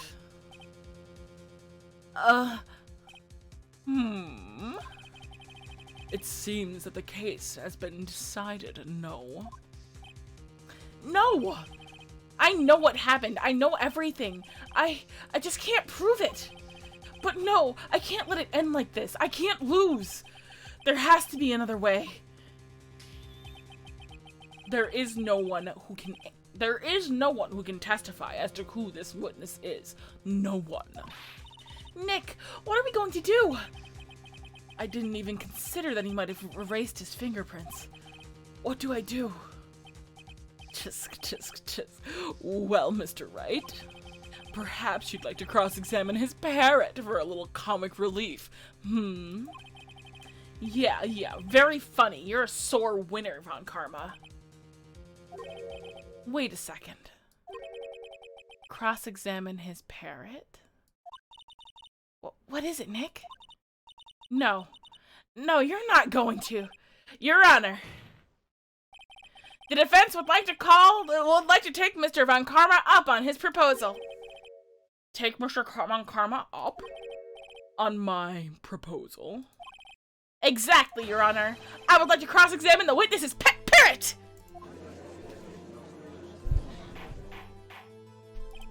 Order! Order! Oh, well, what do you think, Mr. Von Karma? Need you even ask? This is a farce! I object! Objection! Wait a second! You were the one who suggested I cross-examine the parrot, Mr. Von Karma. I have a right to do as you suggested. Oomph. Well, if you're so desperate, then please be my guest. Hi, Nano. Hi. Of course, you should go through with this, and nothing comes of it, then I hope you're ready for the consequences. Nick, this is crazy! Well, still want to go through with your little game? Yes, I'm doing it. We're going. Let the parrot take the stand. I will cross-examine her, Your Honor. This is the most ridiculous thing I've ever heard. Von Karma's rigged every person's testimony, every piece of evidence, except for the parrot. She's my last chance. At least, I think so. Bailiff, bring the parrot.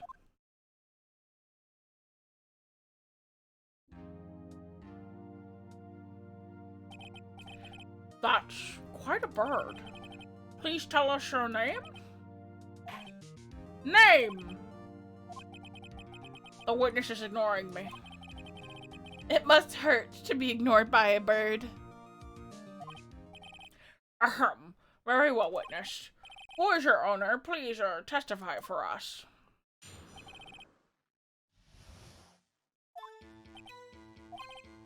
Hello? Hello?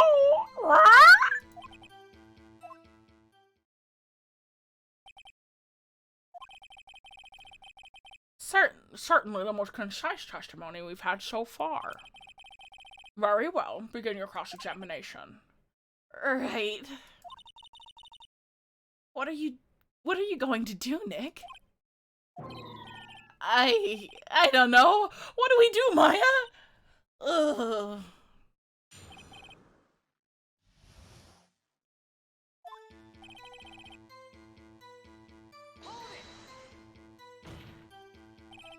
Witness, you can't just say hello and expect us to get anywhere. I want you to testify. Maya, you talk to her. Right. What do I say? Maybe I'll let her say the number of the safe. Huh? The safe? Why? Let's just try to get her to say anything, okay? Polly, what was the number of the safe in the shack? 1228! 1228! My, what a reckless parrot. Well, Mr. Wright, you aren't claiming that the number has something to do with the caretaker. Actually, it does. Actually, it does. And that's why I had her say it. Ha! Ridiculous. How can a number to a safe tell us who the caretaker is? Show us your proof. What could possibly link the number of the safe to the caretaker's true identity?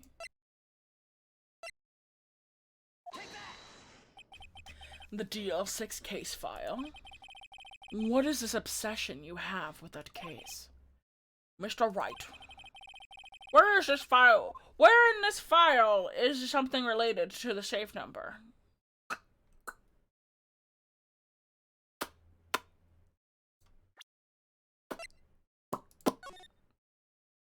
Case summary. 1228. The red herring of, don't forget DL6 and... Okay, I did skip the red herring. Okay. The red herring is that if you ask Polly, what... Like, previously, if you asked, Polly, did we forget something? She'll say, don't forget DL6. Or don't forget the DL6 incident. Don't forget DL6. You try to do it again on the stand, and, she says nothing. It's been beaten out of her, I guess. She's been spooked. I'm sorry for doing the number. It's because we talked about the number earlier and it being suspicious that it was the same number. It's on the case summary page. The case summary? Specifically, the date on which the specifically the date of which the DL6 incident occurred. The date of the incident, December 28th? Why, that's today's date, 15 years ago. And the number on that safe is 1228. Ah! He used the date of the DL6 incident as the number of his safe, Your Honor. That's how important the date was to him. I see. It certainly is an interesting coincidence. People often do set their secret numbers to dates. Objection. This is not tangible proof. I set my ATM card number to 0001 because I'm number 1. Ooh. This is not something to do with, this has nothing to do with a date. Nothing. Indeed. Alone is a little weak for evidence in a murder trial. We would need some other corroborating evidence. Where am I going to find that? Nick, we're getting closer. One more. If we can just get one more piece of evidence. Right, but what? Very well. You may continue. Okay, I'll do the red herring now.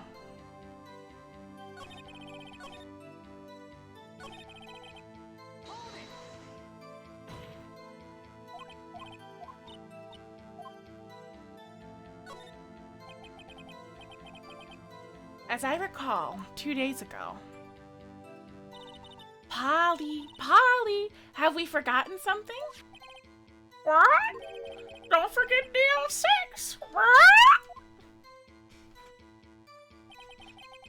If I can get Polly to say that here, that will prove that the caretaker had something to do with DL6. Polly, have we forgotten something? Hello? What?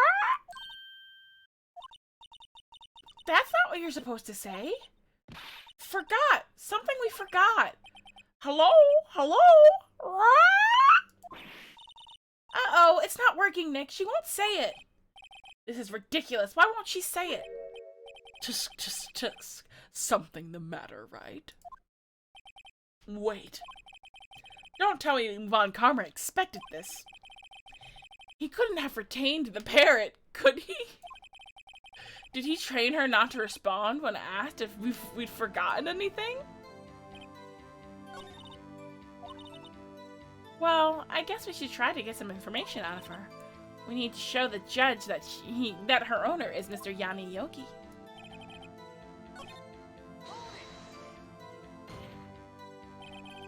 Witness, you're here to speak. You must speak to me.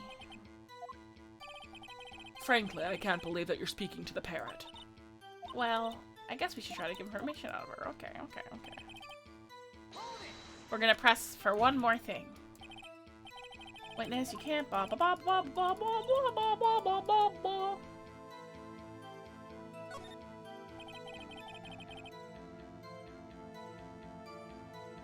Maybe I should get her to say her name.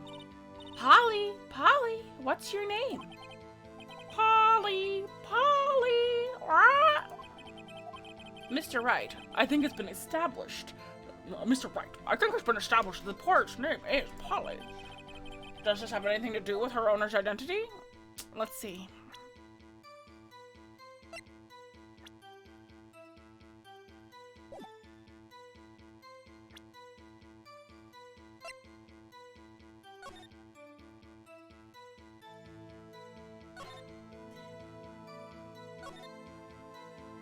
Court bailiff trapped in elevator with Edgeworth. Memory lost due to oxygen deprivation. After his arrest, fiance Polly Jenkins committed suicide.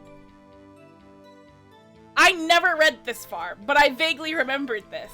So that's why her name is Polly. And that's why he wanted revenge, really. Okay, it makes much more sense now. Look at me not reading the evidence. Oh, I'm so stupid.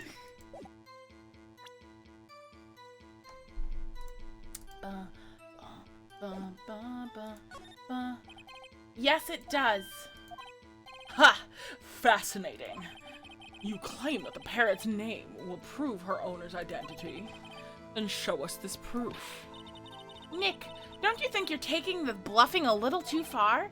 Listen, we're not here to answer the question of who is the caretaker. We're here to prove that he is Yanni Yogi. All we have to do is tie the name Polly to Yogi. Your Honor, the proof of the parrot's name reveals the caretaker's identity is, once again, the DL6 case. The DL6 case file? It's quite a large file you have there. In which page is this proof on, then? Show us, or stop wasting our time. Very well, Mr. Wright. Please show us on which page. Where in the case file is the information connected? Suspect data. It's on the suspect data page. Huh? This page has all of the information about Yanni Yogi. Right after he was arrested, his fiancée committed suicide, see? Indeed it does say that, yes. What was his fiancée's name? Polly Jenkins. Polly! Exactly, Your Honor. He wanted to remember the name of his fiancée who had committed suicide. That's why he named his parrot after her.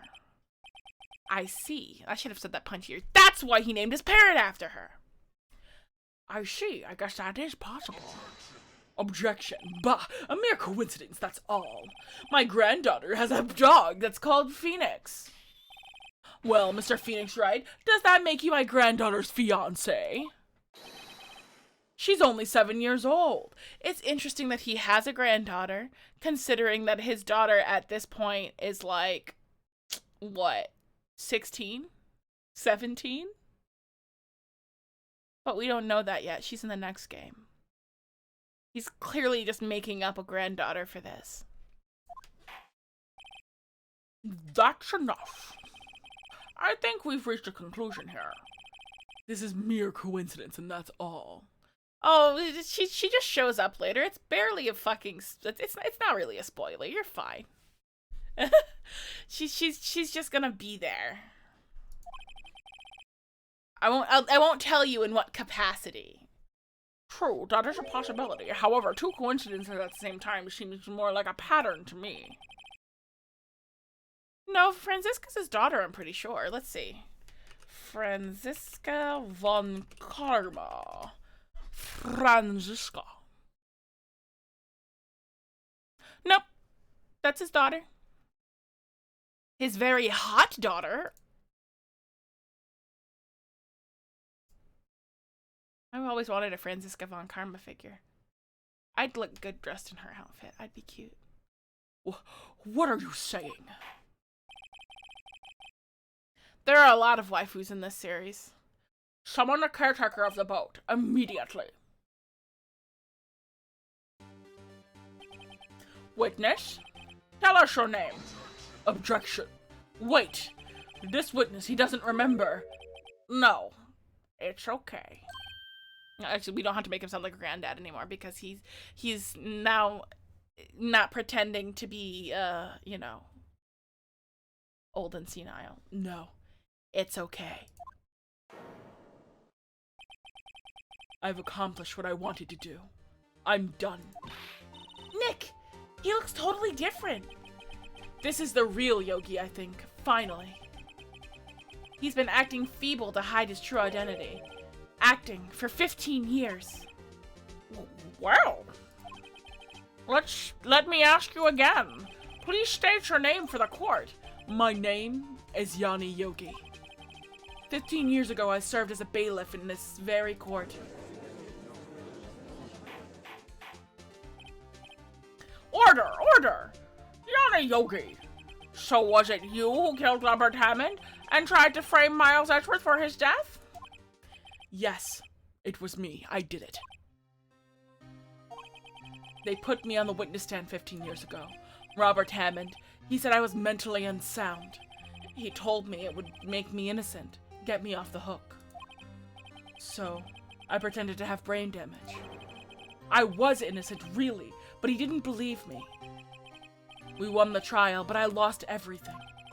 I lost my job, my fiancé, my social standing. Then, this year, 15 years later, a package arrived. It was a letter and a pistol. The plan was written out in careful detail. It was a plan for me to take my revenge on the people who ruined my life. I didn't care who had sent it. I thought this was my chance after 15 years. This was it. Finally, a chance to have my revenge on Robert Hammond and Miles Edgeworth. I have no regrets. Wait a moment. Revenge against Miles Edgeworth? What do you mean? I'm not at liberty to speak on that matter. Why don't you ask Mr. Edgeworth yourself? Anyway, I admit I was the one who killed Robert Hammond.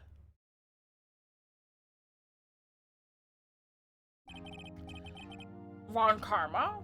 Where is Mr. Yogi? Under arrest, Your Honor. I saw no room for error in his confession. Then, the defendant Miles Edgeworth is innocent. In this case, at least. Very well. Will the defendant please take the stand? There are a few mysteries left unsolved. Still, you are cleared of suspicion for this particular case. So I would like to pass judgment on the murder of Mr. Robert Hammond. Any objections? I don't believe it. Why isn't Von Karma saying anything? Very well. This court finds the defendant Mr. Miles Edgeworth not guilty. Ooh, hey, woo. Don't celebrate yet. That is all. The court is adjourned. Objection! Premature applause. Wait, thank you for the bits. Did someone just say objection? It wasn't Von Karma. Wait, but that means... No. Edgeworth?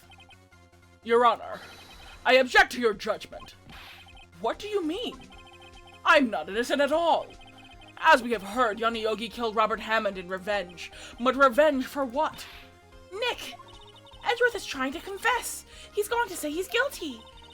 He's going to tell them that he was the murderer in the DL6 incident. He's going to tell them he killed his own father. He committed patricide. Uh-oh, what do I do? Raise an objection. Objection! The judgment has already been passed. I object to Edgeworth's outburst. Objection. Didn't something like this happen yesterday, too? I believe a certain witness raised an objection after the guilty verdict had passed. That would be Larry.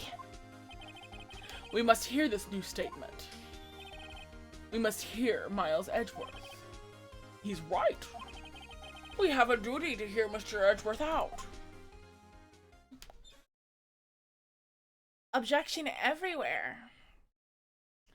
For 15 years, I have had a recurring dream. A nightmare. It's only a nightmare. That's what I told myself. But now I know it wasn't a dream.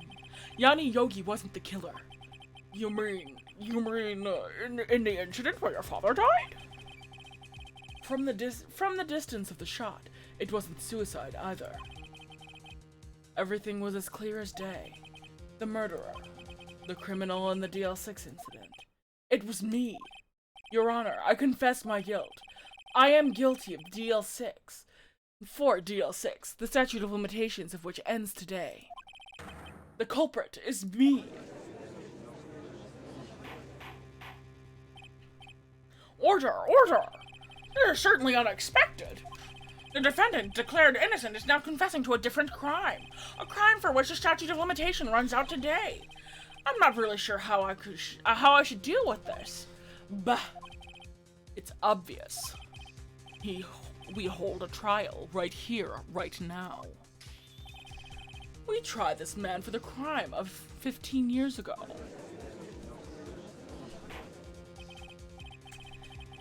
I think I would like to take a 5-minute recess. During this time, I will consider the appropriate course of action to take. Court is adjourned.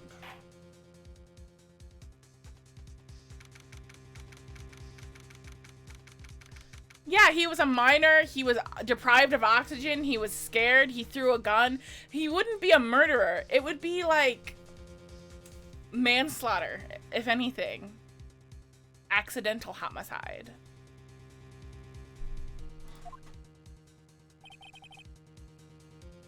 I'm sorry, Wright.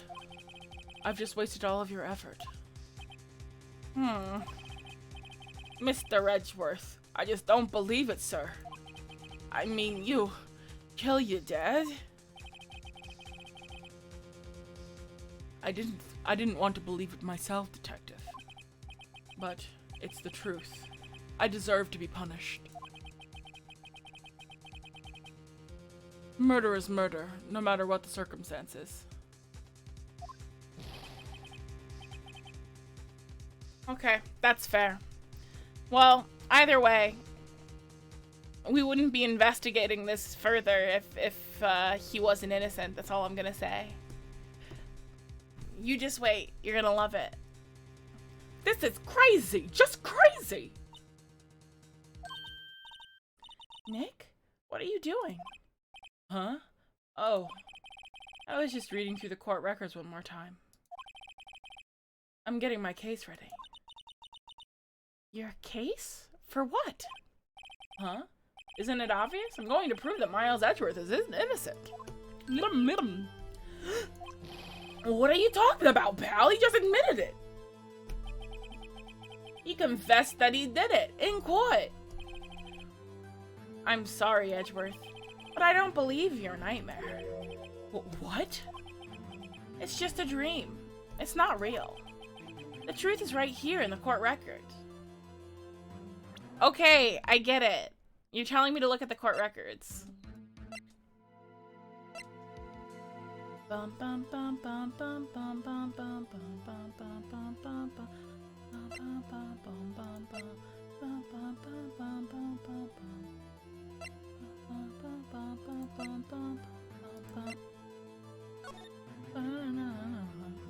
Yeah. Yeah. Yeah, it's there. I know. I see it with my eyes. I know what to do. In any case, tighten your belts. The real fight is just beginning.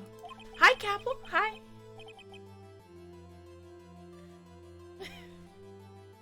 I'll prove you're innocent. Trust me. Right.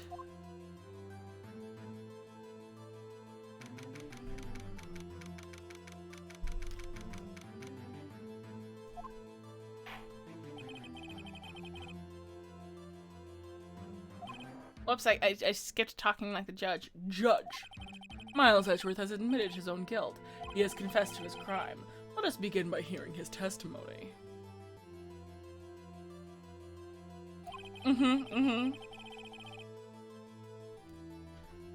Then, though pointless, let the defense do their cross-examining. The statute of limitations on the DL6 incident runs out today. Though it is unconventional. So it is unconventional for me. I'd like to run this one by the book. I see. I see. Does the defense have any objections? Nuh-uh. No, Your Honor. Von Karma, you knew this was going to happen from the very beginning, didn't you? Very well.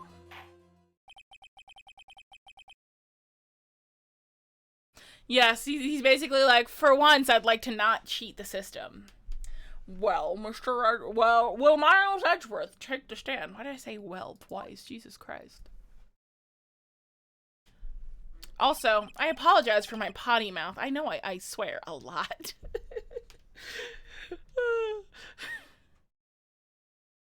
Swearing is my filler word.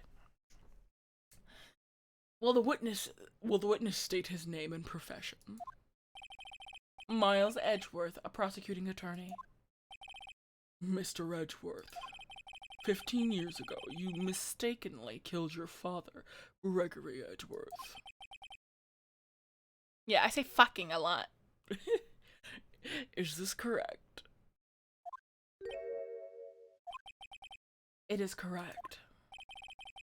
It sucks because, like, I do very similar voices for these two, so it's just gonna be like Miles talking to Miles. Then testify about the matter to the court. When Edgeworth was telling me about his dream yesterday, I noticed something. One detail that doesn't quite fit. That will be the key, but only if I can get it to work. Please, please. Oh, well, I'm glad that I get told that I have an awful fucking mouth all the time, so that makes me feel better. I've been scolded for my potty mouth in real life. That day, I had gone to the courtroom to observe one of my father's trials. As we went to leave, an earthquake struck, trapping us in the elevator. My father and Mr. Yogi lost their composure and began to argue. Just then, something heavy fell at my feet. I picked it up and threw it at Mr. Yogi. I wanted them to stop fighting. A moment later, there was a single gunshot, and then a scream. It was a terrible scream. I remember it to this day. That's all.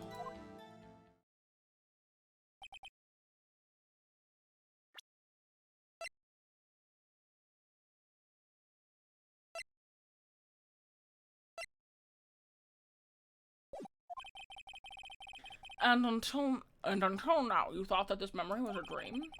We were stuck in that elevator for 5 hours. The oxygen in the elevator ran out and I lost my memory of the events. Bah, the same claim that Mr. Yogi has made. Very well. Mr. Wright, your cross-examination, please. Yes, Your Honor.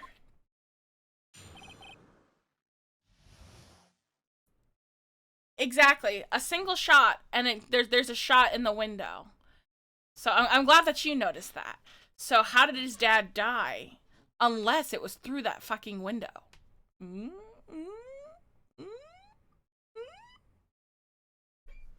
Meaning that Edgeworth couldn't have done it. Because the bullet was in Gregory Edgeworth's body. Meaning that it couldn't have gone through his body and out the window. They pulled it from his body. That day, I had gone to the courtroom for my father's trials. As we went, an earthquake struck. My father and Mr. Yogi lost their composure and began to argue. Just then, something heavy fell at my feet. I picked it up and threw it at Mr. Yogi and wanted him to stop fighting. Did you know it was a pistol when you threw it? I think I knew. I knew it was dangerous. But the air was getting so thick, I panicked. So you're saying that you threw the pistol at Mr. Yogi? I was in a daze.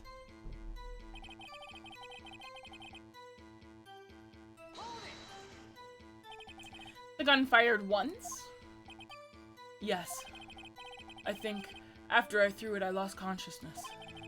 Since then, they've echoed in my head every time, every day.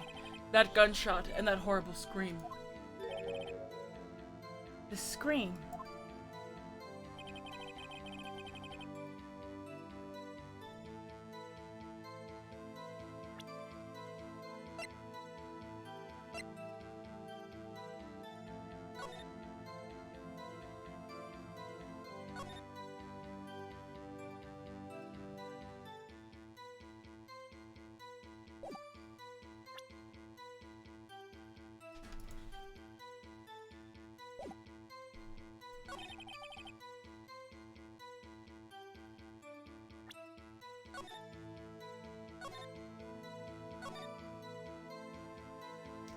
Gun was fired twice.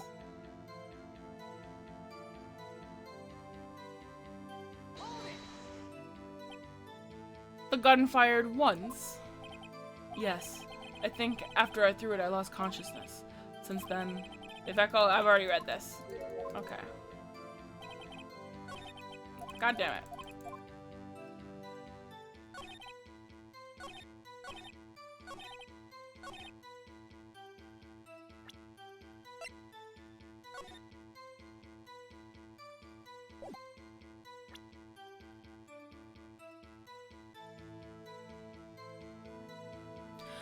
You won't be able to see it because the text is white. Wait, you mean there's a transparent text box option in this? I had no idea. Options.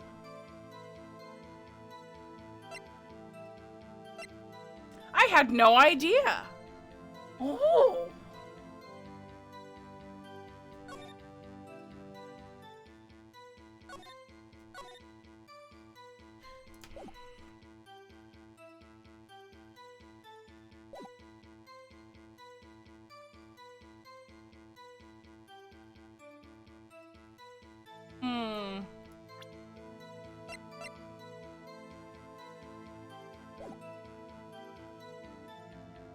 That's a little better. I can read that better. Okay.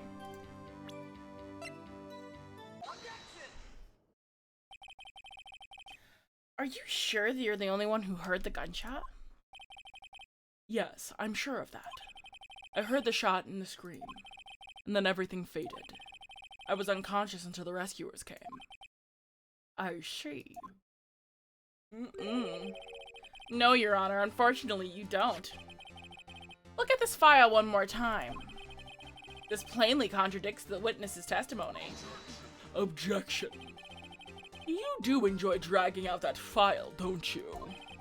I don't accept this evidence unless you can tell us what page it's on. God damn it. I'm gonna have to go check the page. Page 2. Which page contradicts Miles Edgeworth's testimony? Victim data. Look at the victim data page in this file. It says, quite plainly, the murder weapon was fired twice.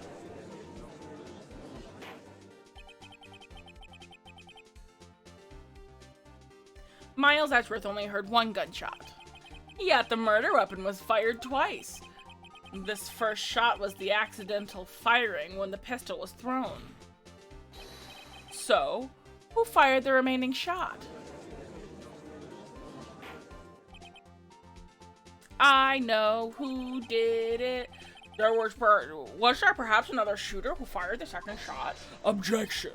Your Honor, I'm sure you're aware. This incident occurred 15 years ago. The evidence is dated. The pistol did fire twice. However, we do not know when that second shot was fired. Tisk, tisk, tisk. It might have been fired the day before the incident. There is no proof that the second shot had anything to do with the incident. Except for the hole inside of the window of the elevator. What? I see. You do have a point, Mr. Wright. The murder weapon was fired twice, as we have heard. One of those shots was fired by the defendant, a boy at the time. Do you have any proof that the other shot that had something to do with this case? Yes, I do. Your Honor, I think I have...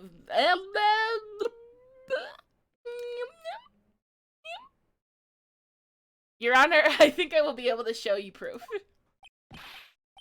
What? Impossible! No, Mr. Von Karma, save your surprise for after you've seen the evidence. Very well, Mr. Wright, show us your proof. Do you have evidence that the second firing of the pistol is related to the incident?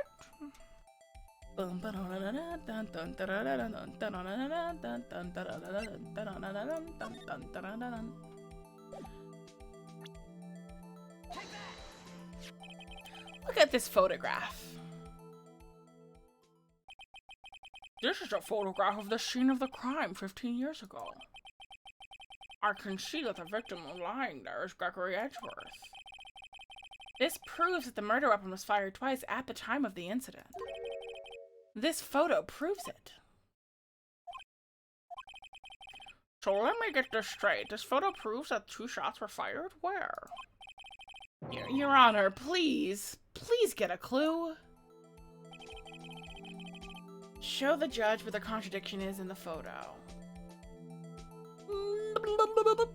Give it a little fingy poke. A little poke. You know, put my finger through the gun hole.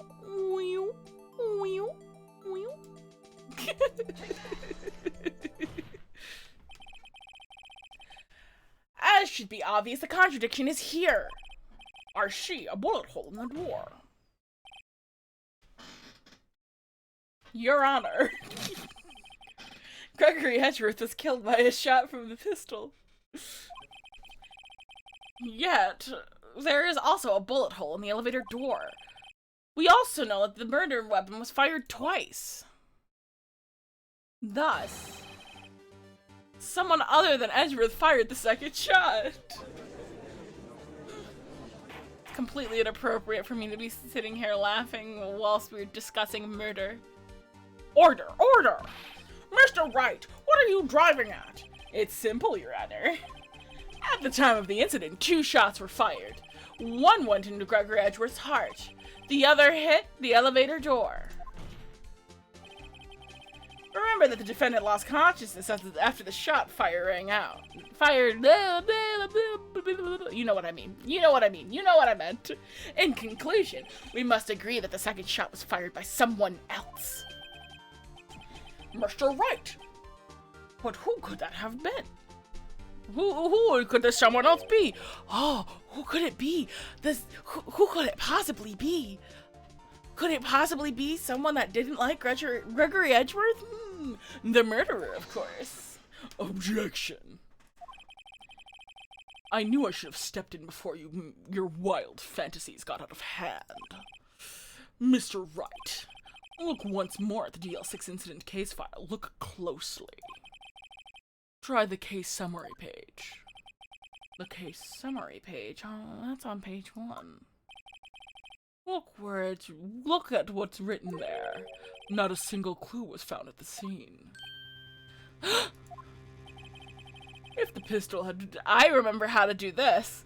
If the pistol had indeed been fired 2 times, then the other bullet would have been discovered on the scene.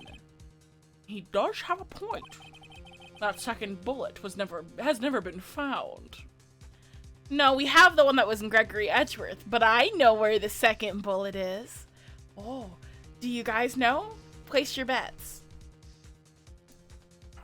Let's see.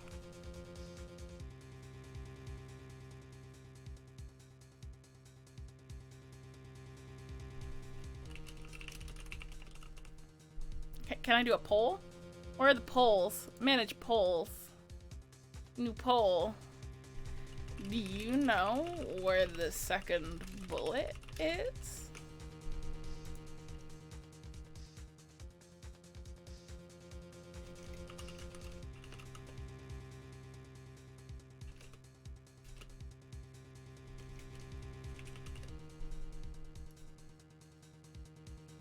There you go. Let's see.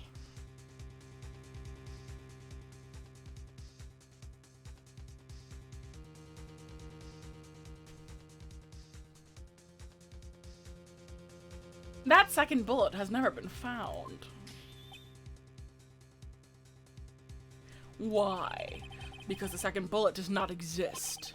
The bullet that claimed Gregory Edgeworth's life was the one fired by his own son. That is the truth of this matter. The whole truth. It was undoubtedly something else that made that bullet hole in the door. What else could it be?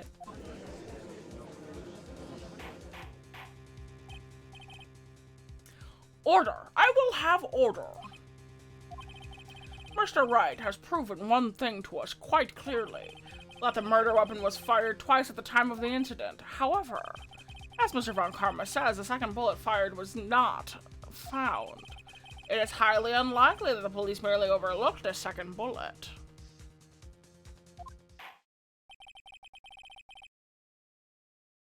Wow, most of you knew. Most of you know where the bullet is. Or at least you think you do. We'll see. It was a joke, baby. So all we have is a single bullet fired. I'm afraid I have to discount the defense's claim. Tisk, tisk, tisk. I praise the judge for his wisdom in this matter. How did this happen? I think Mia's about to come out and help us, but I already know. I know. I'm not dumb. I don't need Mia's boobies to help me, but I'll take them. I don't believe that the second bullet didn't exist. What? Is that why he's wearing an ascot? I do believe that the reason that he wears his, like, cravat, his ascot, is because of the fact that him and, like, Von Karma's his mentor. Like, he wanted to look like him. Have I been wrong about this this whole incident? What are you doing, Nick? Open up! God damn it. God damn it. You just gonna come in here and just try to spook me and say nothing else except for Dorito chip? Is that your game, Double Creature Feature? It is. What are you doing, Nick? Why aren't you raising an objection? I'm sorry, Maya. What? It looks like I was wrong. Nick? If the second bullet wasn't there, then all my conjectures are for nothing. God damn it, Nick. Mia's just going to say, if the second bullet wasn't there, then where was it? No. You said you'd do it, Nick. You said you'd get Edgeworth declared innocent. I'm sorry. It's just, when I saw the photograph, I thought the 2 shots had been fired. I was so certain of it. I thought I'd won.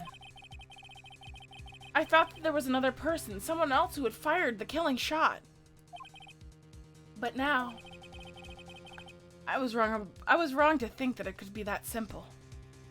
Yes, you did pay for it. I respect your choices. I wouldn't put it there if I wasn't happy being spooked. I'm glad I can entertain you. This case is... Oh my god, my stomach is grumbling. Luckily, I have a noise filter. This case has stood unsolved for 15 years. Nick. Well, it seems we have finally cleared up this incident. Only one bullet was found at the scene of the crime. That shot was fired by Mr. Miles Edgeworth. Precisely. I would like to ask one thing of Miles Edgeworth before passing my verdict. Have you been paying attention to the trial so far? Yes, Your Honor. Do you have any objections? No. No, I do not. So you killed your father, though that was not your intention? Yes, I did. Oh no. He accepted his guilt. Very well. The statute of limitations on the murder of Gregory Edgeworth runs out today. Therefore, I must pronounce the verdict on the defendant today, right here. Right now. Indeed. Does anyone have any objections? I've been here before. It's just like my first day in court. There are so many things I know I should be saying, but my mind's gone blank and I can't find the words. Mr. Wright? I have an objection! Your Honor, I object. Tusk. Mr. Wright, on what grounds do you object, Oof. Nick! I don't know. His case is perfect. No, it's not. Oh no. Gah. It must exist. It must exist. The second bullet. What? What? What did you just say?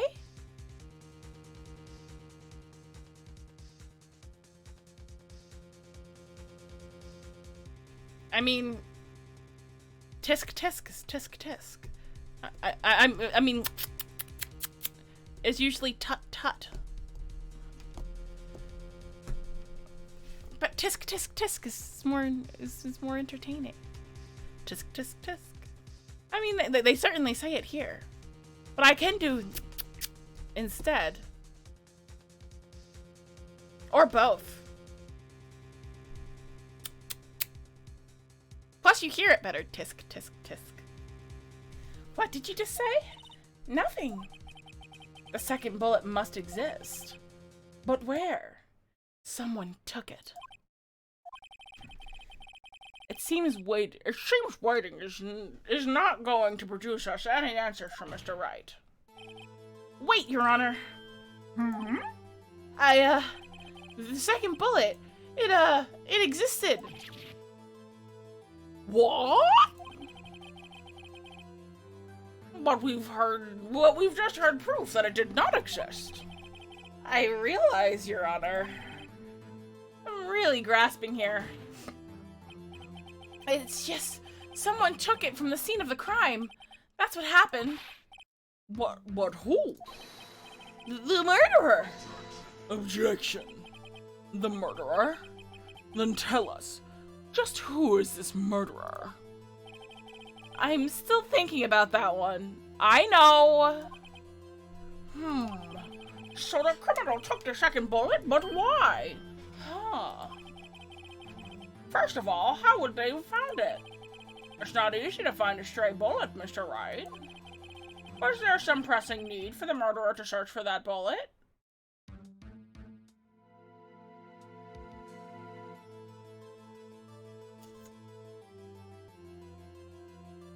I know the answer, but I don't know which of these two is the answer, if that makes sense.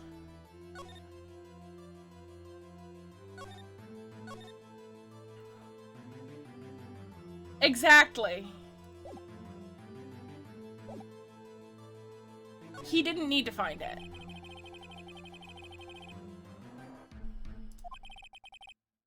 Oh, God damn it. What's wrong, Mr. Wright? Blah. The murderer had no reason to take that bullet.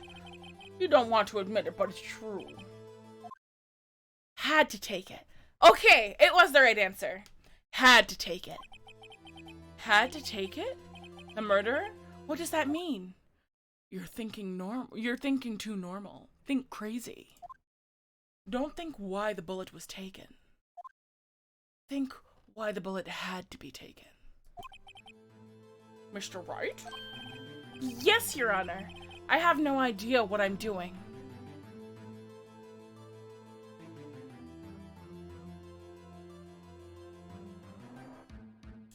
I mean, it's pretty clear, considering the past facts of the case, like, I don't want to spoil it, but, you know, considering previous evidence and people acting fishy.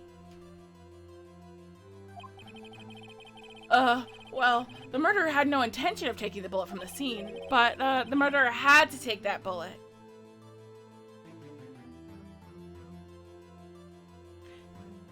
He did not. Only for this one. He did do it all on his own. He only needed Mia to help him from beyond the grave for this 15-year-old case that he didn't really know about till now. Because it's buried in their flesh to this day. Had to, Mr. Wright? What do you mean? Well, for instance. For instance what? Maybe the bullet, hit the murderer? Exactly. Mia did study the DL6 case in depth because, you know, it was closely involved with her mother and the disappearance, so of course he needed help from Mia. It makes perfect sense. The bullet hit the murderer? Just saying, for instance. I mean, if it hit you, you would have to take it with you, wouldn't you? It's not like you could perform surgery right there. You know? Wait a second. I was just talking off the top of my head, but what if that's really what happened? Let me get this straight. So at the time of the murderer themselves was shot, and they left with a second bullet still inside of them, thus leaving only one bullet at the scene of the crime? Yeah, I guess that would be how it would work, yes. But there's a problem with that. The other two people rescued from the elevator, Miles Ezworth and Yanni Yoki, were both unharmed. So that would mean the murderer came from outside, yes. We're getting somewhere. We're near the end. The two men fight inside the elevator. Trying to stop them, the boy picks up the pistol at his feet and throws it. Yes, my hair is very springy. It's very boingy. My lovely hair physics.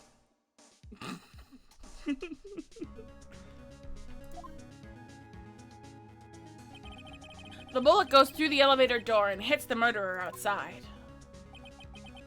The boy loses consciousness. Then the murderer opens the elevator door and sees the men inside. I'm very energetic today.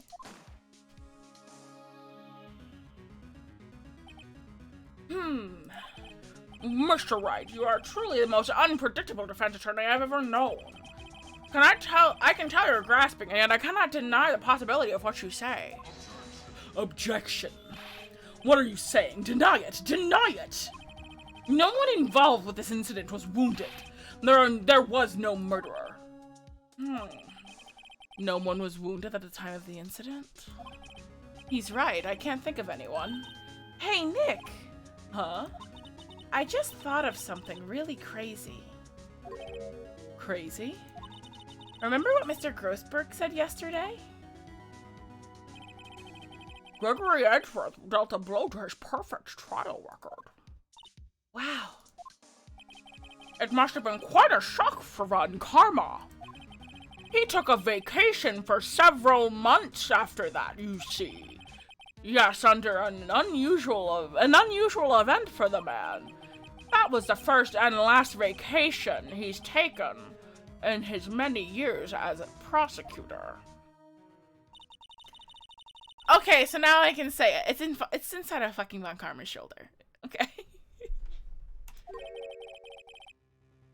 And come on, like, he hated Gregory Edgeworth for dealing him a blow.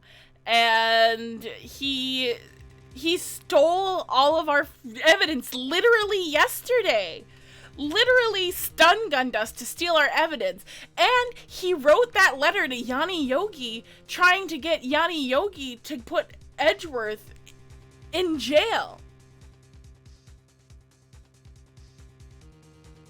Just...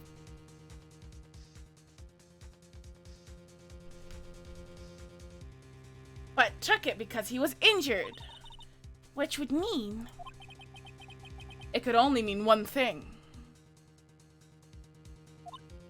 He was the murderer in the DL6 case. He was the man who shot Gregory Edgeworth. It was Von Karma. Oh man. Something wrong, Mr. Wright? You seem dazed. No, Your Honor. Well?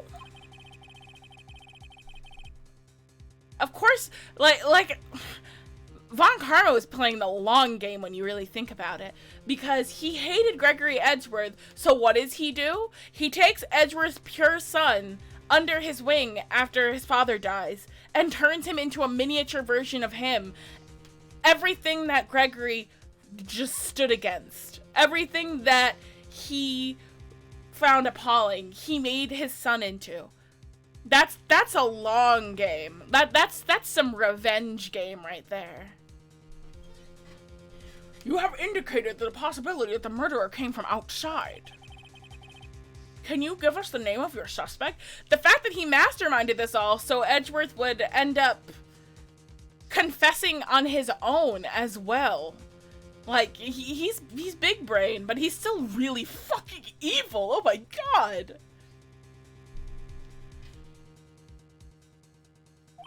Uh-oh.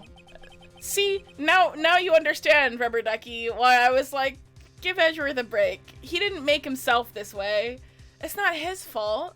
He was literally, like, brainwashed by a master manipulator from a young age.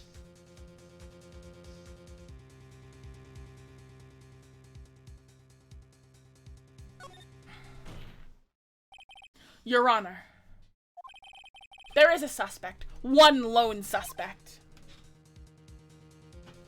Seriously, save it for a better time? What better time?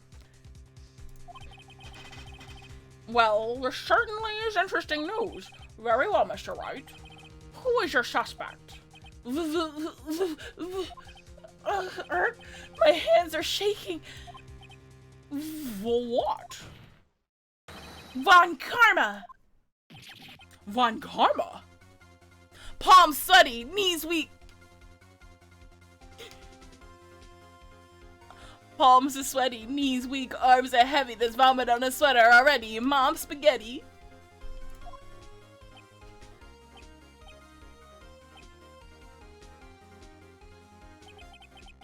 You mean the Von Karma, the prosecutor? The one standing right over there? Bah.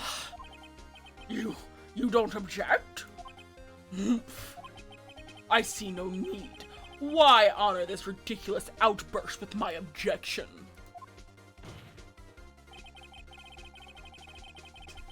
Because you took a vacation for several months starting the day after the incident. Yet you pride yourself on a perfect record. Why would you take such a long vacation without any reason? So you're claiming that I took a vacation to heal from my injury from the incident? Fascinating. Prove it. I would have needed surgery, no? Where did I go under the knife, Mr. Wright? Bring the doctor who operated on me. Have him testify. Irk. Nick! Let's find out who his doctor is. It's no use. Edgeworth. I know Von Karma. Perhaps too well. He's perfect. He wouldn't leave clues. He probably didn't undergo surgery. That would leave a doctor as a witness. Grr. Nobody's that perfect. So what, Nick? Did Von Karma pull the bullet? All I'm gonna say right now is we have the precise evidence we need, and it's gonna be hilarious. Did Von Karma pull a bullet out by himself? That's insane. No, he couldn't have. You can't just pull a bullet out of yourself. Wait. What does that mean? That bullet has to be somewhere. But where?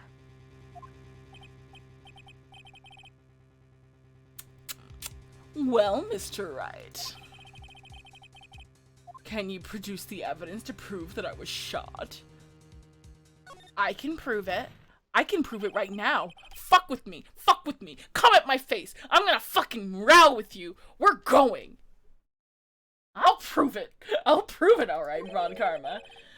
I'll even use evidence because I know how much you like it. I know you like it so much. What? The evidence that proves Mr. Ron Karma was shot was this metal detector from when we were looking for the canister.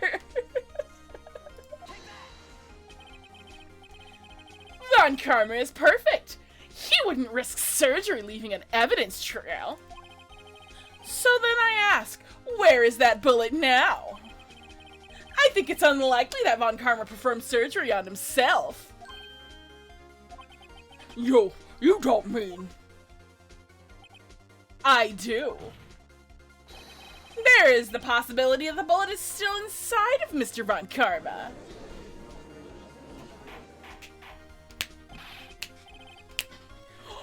Is that even possible after all these years? Well, there's one way to find out. We could use this metal detector. Well, Von Karma, I'm going to run this over you and see what we find. Objection. Uh-oh, sweating bullets. And clutching his arm where he was shot.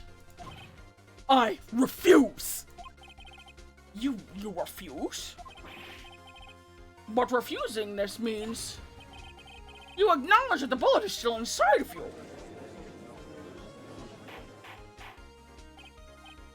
Order! Order! Order! Your Honor, the defense requests that we be allowed to use the metal detector. Objection. Judge, I call for a suspension of this trial. This is an invasion of privacy. Objection! The statute of limitations runs out on this case today. It was you who said we had to end it right here, right now.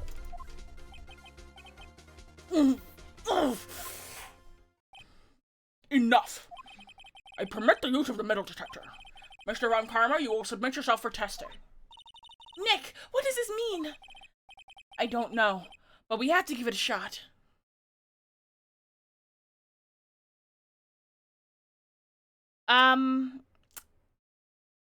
If we dig the bullet, like, I imagine that the other bullet, having the same ballistic markings, will come into play. Like, we're gonna show it.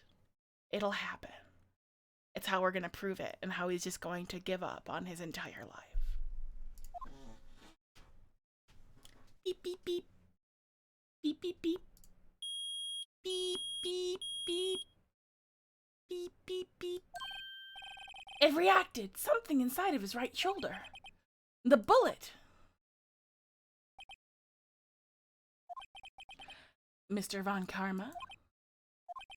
You. It was you. I was afraid this would happen, and so I remained silent. Indeed, there is a bullet in my shoulder. However, it has nothing to do with this incident. What? I was shot in the shoulder long before the DL6 incident. I claim that the bullet in my shoulder has no relation to DL6. Good. Oh, hand boob. That's a strong hand boob. Oh, that's in there.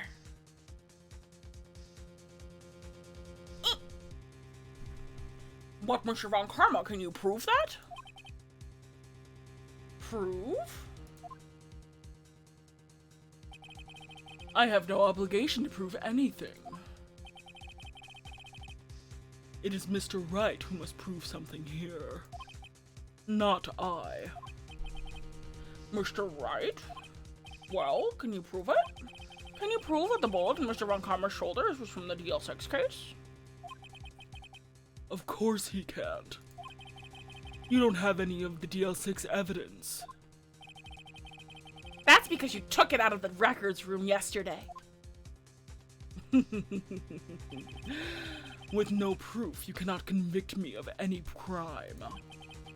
So sorry, Mr. Wright. No, I'm the one who's sorry, Mr. Von Karma. What? You were so close, one day away from freedom. But you see, I have proof.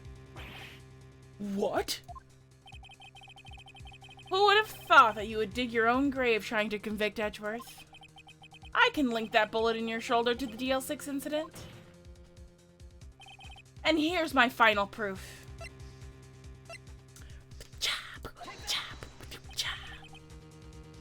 That's a bullet? Where did you get that? This is the bullet used in the DL6 incident. This was taken from the heart of the victim, Mr. Gregory Edgeworth. The bullet is preserved quite nicely and has all of the ballistic markings intact. Ballistic markings? Boom, boom, boom. You may recall the term. It came up in the first trial 2 days ago. Ballistic markings are the fingerprints of a weapon. All the bullets fired from a gun are marked with the weapon's unique pattern. By examining the markings, you can tell which weapon fired the bullet. It's quite accurate.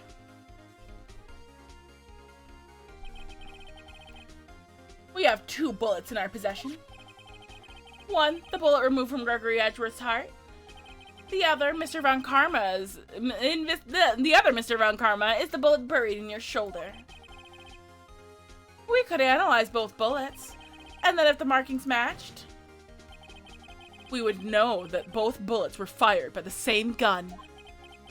The very same pistol, in other words, the murder weapon that killed Gregory Edgeworth.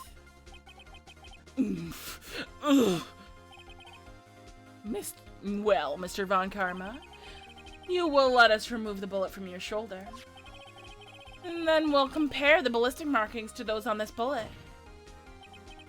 And solve this case once and for all.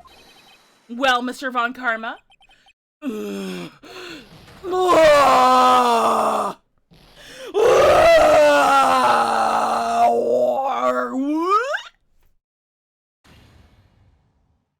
That scream. I've heard that scream before. Wait, I know.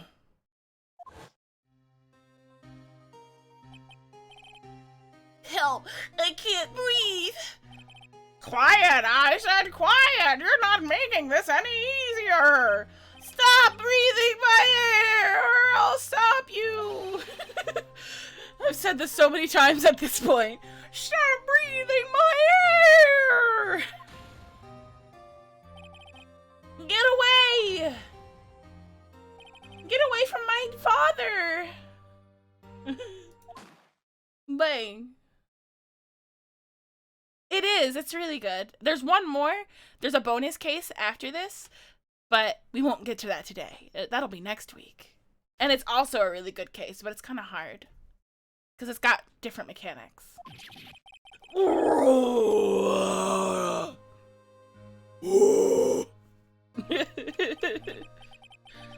It's that scream I heard in the elevator. 15 years ago. Von Karma, it was you who screamed. Yeah, this is the original final case from the GBA version of the game. And then when it was ported to the DS, it got a new final case, which was also very good and has a very cute girl in it. Honestly, it has 3 very cute girls in it. One of them was, for a long time, my favorite female from the series. She's really hot. Her name is Angel Star. Porn star name, but, you know. Mr. Von Karma? Lord Edgeworth! Only you would dare defy me! So, it was you. You and your father are my curse! Your father shamed me with a penalty on my record. And you left a scar on my shoulder that would never fade. I'll bury you! I'll bury you with my bare hands! Death! Death! That made me dizzy. 15 years earlier. Chief Prosecutor, I have to drink some water. Oh. Oh. Ugh. Ugh.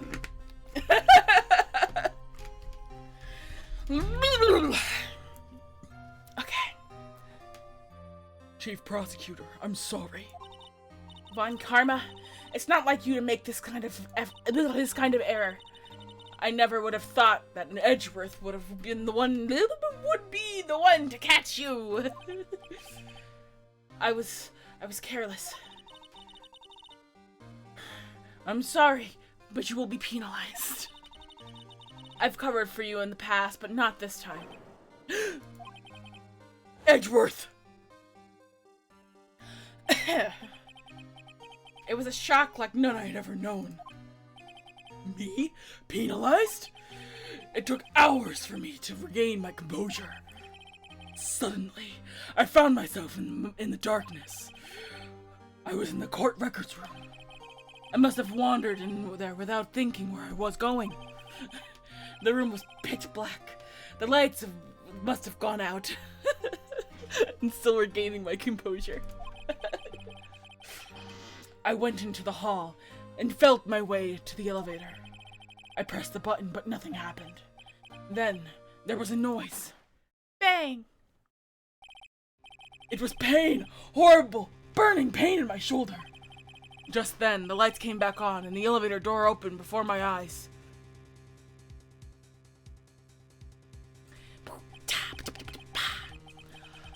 Watch, tomorrow I'm gonna have lost my voice from screaming as fucking... from screaming as Von Karma. So if I sound hoarse tomorrow, that's why. I can feel it in my throat already. I saw 3 people inside, all lying unconscious from oxygen deprivation. Much to my surprise, a pistol lay at my feet. I knew then it was destiny. The game? In his last moments, Gregory Edgeworth was still unconscious. He died, never knowing who had shot him. Later, he spoke through the medium, blaming Mr. Yogi. He was fooled. It was the perfect crime.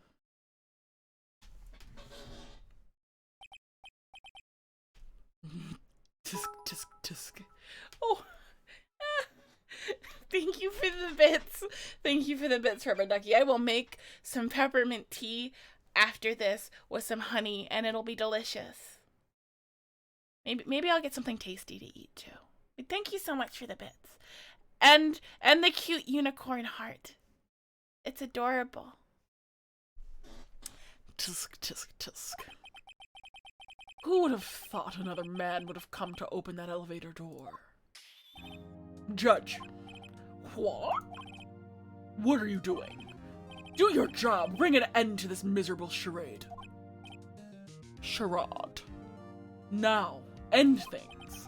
End it, end it. Very well. Alright, now you can applaud. Just, it's about to happen. Prepare.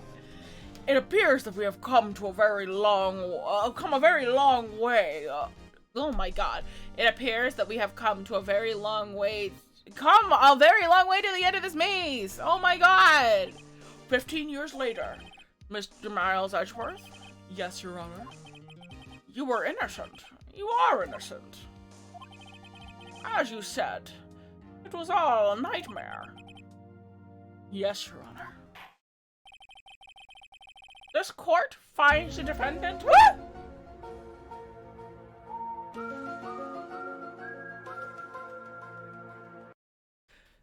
Your fanfare got overwritten by... Oh, there it is.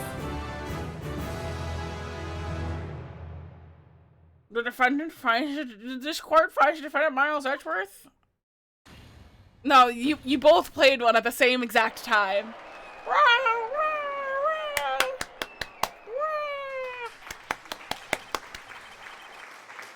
That is all. This court is adjourned.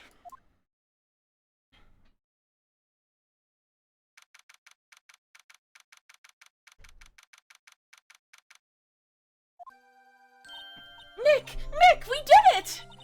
Did you see his face? Von Karma looked even paler than usual. He's pretending to be all cool, but inside you crushed him, Nick. Crushed! I gotta say, I'm impressed. It was pretty close, though. I was sure we'd had it. Blech. I know. I was on the verge of tears the whole time myself. But now it's all just a good memory. So, it's finally over, Edgeworth. Right. Yeah? I'm not sure how to say this. Yeah, seriously. I know. Try. Thank you. I see. Thank you, Wright. You're welcome. I think you could have done better than that. Sorry. I'm not good at this sort of thing. You've got a lot to learn, Edgeworth. She's got you there. Whoop! Amazing, pal! You pulled through just like I thought you would. I'll never forget this. Yeah, I owe you one, pal. And tonight, let's party. Dinner's on me. Yeah, my salary went down a bit this month, but who cares? See, Mr. Edgeworth? You should take a lesson from Detective Gumshoe. That's how you say thank you. I see. Ahem. Whoop! I feel foolish. Don't worry. Take it a little at a time. You'll get used to it. It's been 15 years since I've seen Edgeworth this unguarded. Hey, y'all. Lotta! Y'all were great in there. Thank you. Yo, Edgeworth, congrats. Thanks. Yeah, thank y'all very much. I knew you were innocent from the start, of course. But look at you. You wouldn't stick your hand in a cookie jar even if no one was there. You were the witness on the first day of the trial, weren't you? Yeah, well, let bygones be bygones, eh? Speaking of which, what are you doing now, Lotta? Oh, me? Oh, I went back to college. Gave up on trying to be an investigative photographer pretty quick. Really? That's too bad. Huh? Isn't that the hot dog guy from the park? Huh? It's over, Nick. My life is over. Why the sad face, Larry? What happened now? Oh, Nick. I'm not long for this world. You don't look sick. It's Beyonce. She's going to live in Paris. Paris, Nick. She's leaving me behind. Should have seen that coming. Yo, Edgy, there you are. Yes, here I am. Congrats, Edgy. Here, a little gift from me to set in celebration. Celebration? That's unusual for you. Harry Butts! You come a long way tonight. You come along tonight, too. My treat, pal. Huh? Thanks. Looking forward to it. Yo, Nick. That's the suit that questioned me. When he says treat, that's not police talk for prison food, right? Right? I think you'll be fine, Larry. Right. Yeah? What's up? That envelope that Larry gave me. It's got money in it. Well, yeah, that's not that strange. People give money away to celebrate sometimes. It's $38, right? Huh. What a weird amount. I mean, it's not a little, but it's not a lot either. $38 exactly? Nick! Wasn't that the exact amount of lunch money that was stolen from Edgeworth? In school? Like I said, Larry's an asshole! $38? No. No! Larry, it was you? What are you so surprised about, Wright? Huh? Larry was absent that day from school, right?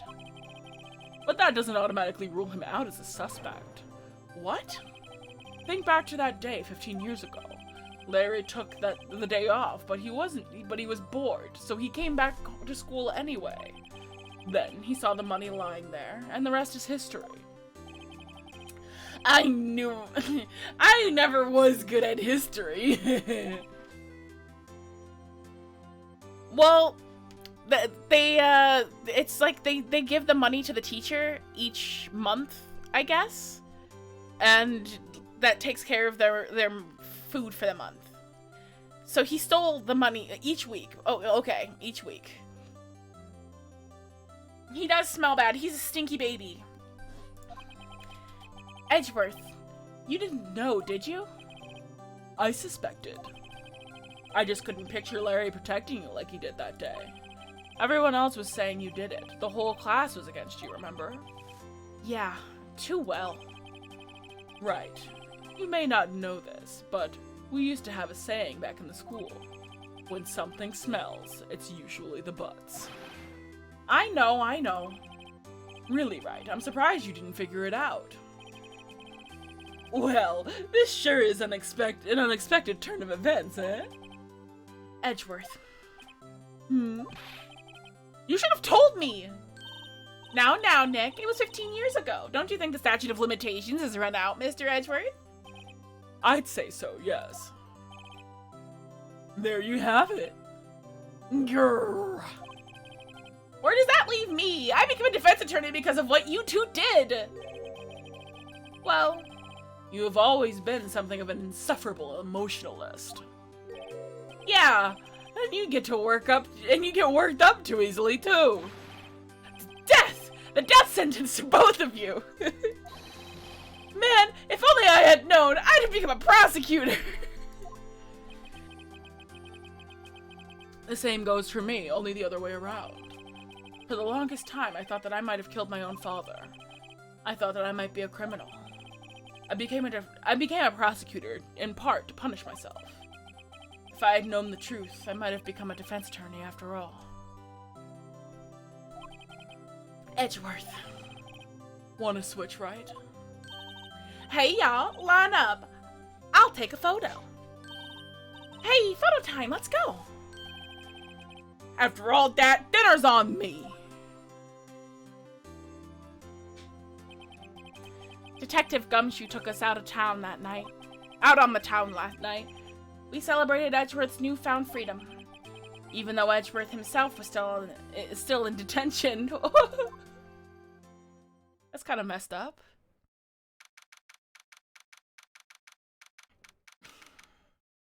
Wright and Cola offices.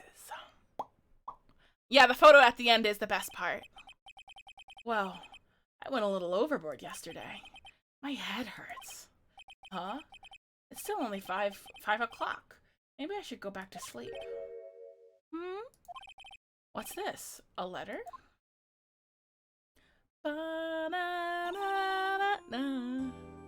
Good morning, Nick. You were really impressive yesterday. Seeing you, it made me think about what I'm doing here. I'm a spirit medium, in training, of course. I wanted to help Mr. Edgeworth, too. I wanted to help you. But I couldn't. I was useless. So I've decided to go back to my training. I'll become a full-fledged spirit medium for starters. I couldn't say it to your face, so I left this letter. Goodbye, Nick. Goodbye? What time is it? Yeah, the first trains for the mountains have already left. To the station.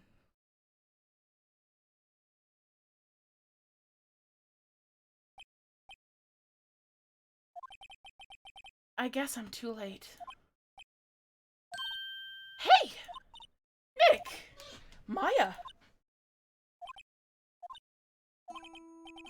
So, you're leaving? Yeah. It's hard being a spirit medium who can't talk to spirits. And I think you'll do fine without me, Nick. Be good, okay?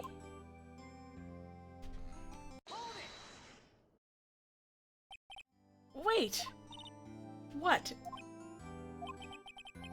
I never could have saved Edgeworth without your help. Huh? On the last day of the trial, I heard her. I heard Mia's voice. You heard my sister? Yes, only her voice, but still. It was at the very end when I thought we'd lost everything. Yes. Mia's a... Ugh, I miss Mia. Can't believe they took her away from us so fast. Well, that's my sister for you. Detective Gumshoe helped, and Mr. Grossberg helped, and even Larry. I'm the only one who couldn't help. I'm useless, Nick. But you were the one who stopped Von Karma, Maya. Huh? I didn't do anything. All I did was wander around in a daze.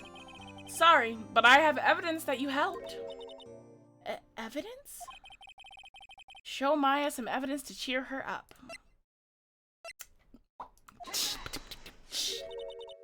A bullet? Von Karma was convinced he had taken all of the evidence pertaining to DL6. But you were the one who rescued the last piece of evidence we needed. Blech, blech. This was the bullet that put an end to Von Karma. Oh my god. Blah, blah. Blank. And you were the one who gave it to me. Nick.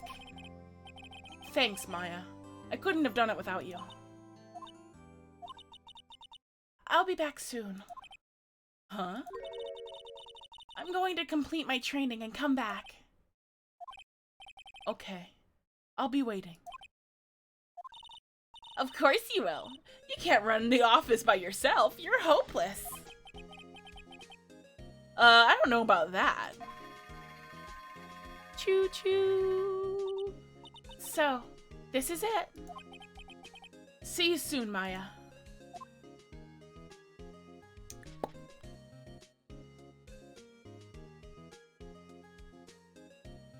Thanks, Nick.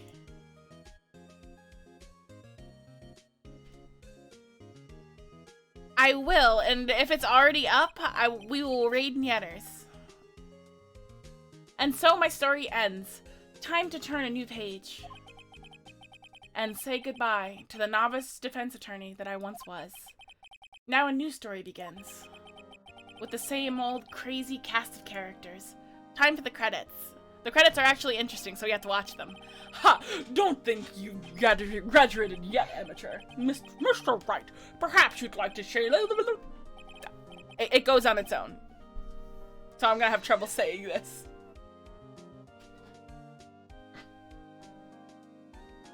We gotta go to the end of the credits because there's a good little Easter egg. The original post-credit scene. Hey, pal, Mr. Edgeworth came down to the precinct to wish me a happy new year. Talk about a pleasant surprise. Ooh, Detective Gumshoe! Then he hung his head low and went right back to outside. Kind of like he was embarrassed or something. Strange, huh?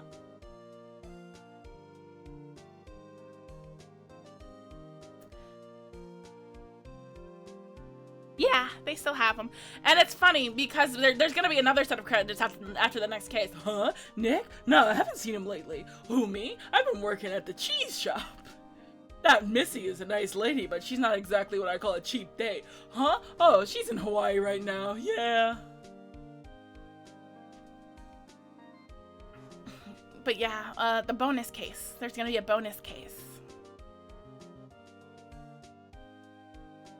Oh, right? I remember him. I remember him being, you know, not to ring my own bell. I gotta talk. I'm sure he's grateful. Oh god, I missed like half of that. I hate that it doesn't let me click through it. Meh, meh, meh, meh. Phoenix Wright? Ah, the defense attorney from whom I wrote the affidavit for, yes. Oh, you should know, I've taken the management hotel, the Gaybar Hotel recently. You should be in the area. Should you be in the area, please stop by. lie. Oh my god, I'm so bad at reading.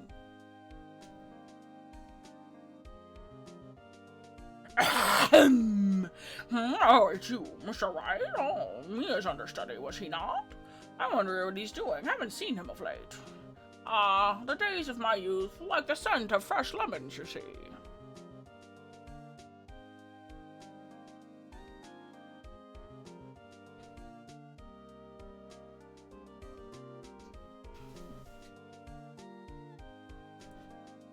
Phoenix Wright? Is he an actor? Well, I'm not buying it. He can't be a star with a name like Phoenix, didn't you know? Hate that bitch.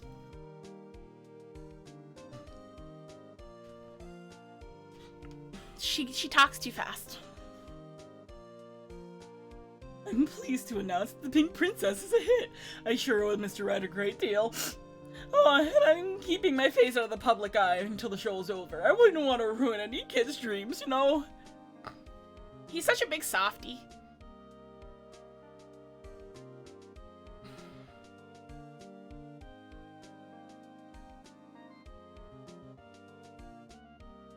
Oh, I got a letter from Maya the other day. It sounds like she's caught a cold standing under a waterfall. I wanted to visit, but I didn't have time, so I sent her some Pink Princess trading cards. She says she can't buy them where she is. What kind of place is she living at anyway?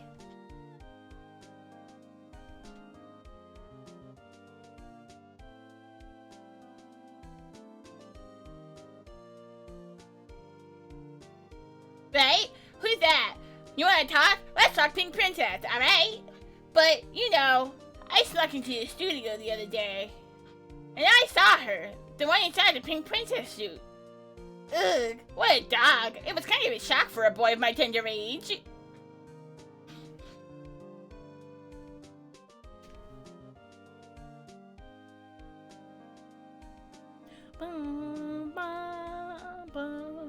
Yeah, I remember, right? That lawyer guy. Huh? Me? I'm in training to become a paranormal photographer. You know, that picture I took of everyone? Well, just behind them, there was a ghost. For real. Now that's talent. I'm gonna be famous. You guys ready? Here it is. It's coming. It's coming.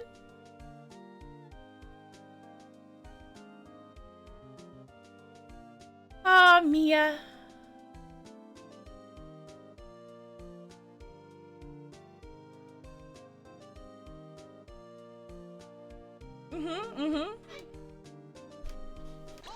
What? That scared me. A brand new case has been added. Who could have guessed? Oh!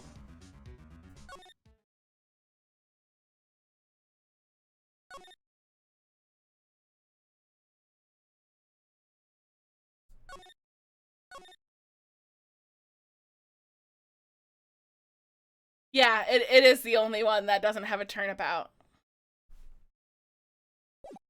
Okay. No! No! No! Stop! I don't want to see this! This is for later! You know what? God damn it.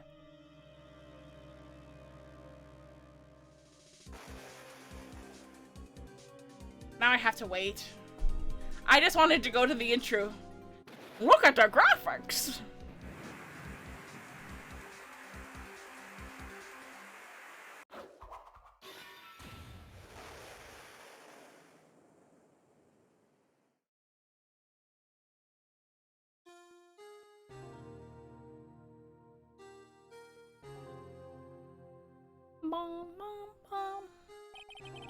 Okay.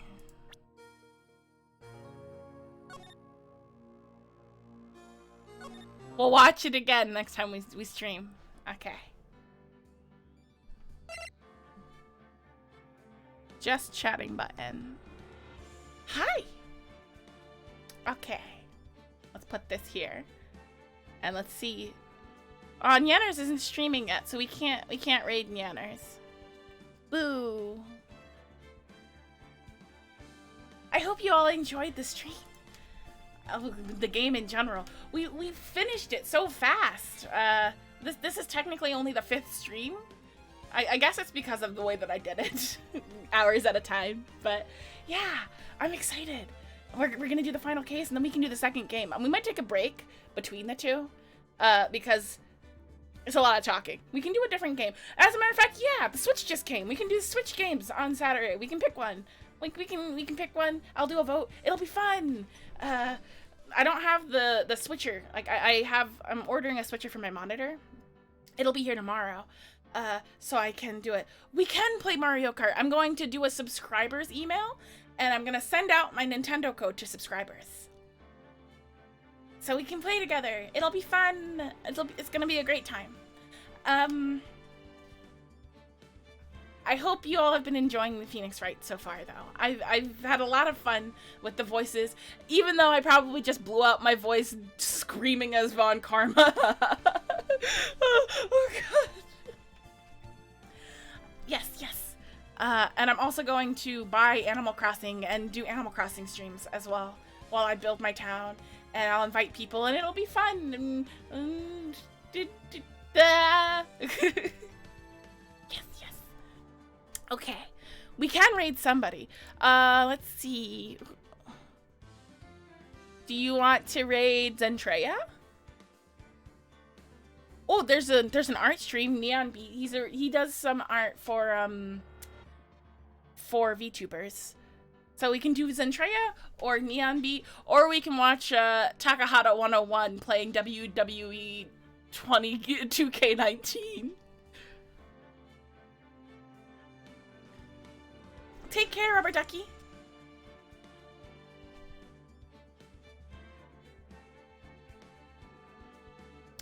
Honestly, I'm leaning towards Takahata.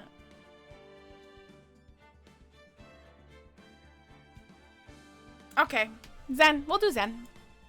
We can do that. Oh, okay. I thought you were saying goodbye. Okay, we'll read Zen. From one cute big booba VTuber to another. Okay. Everybody, take care. I love you all. Thank you for coming. It means so much. Bye.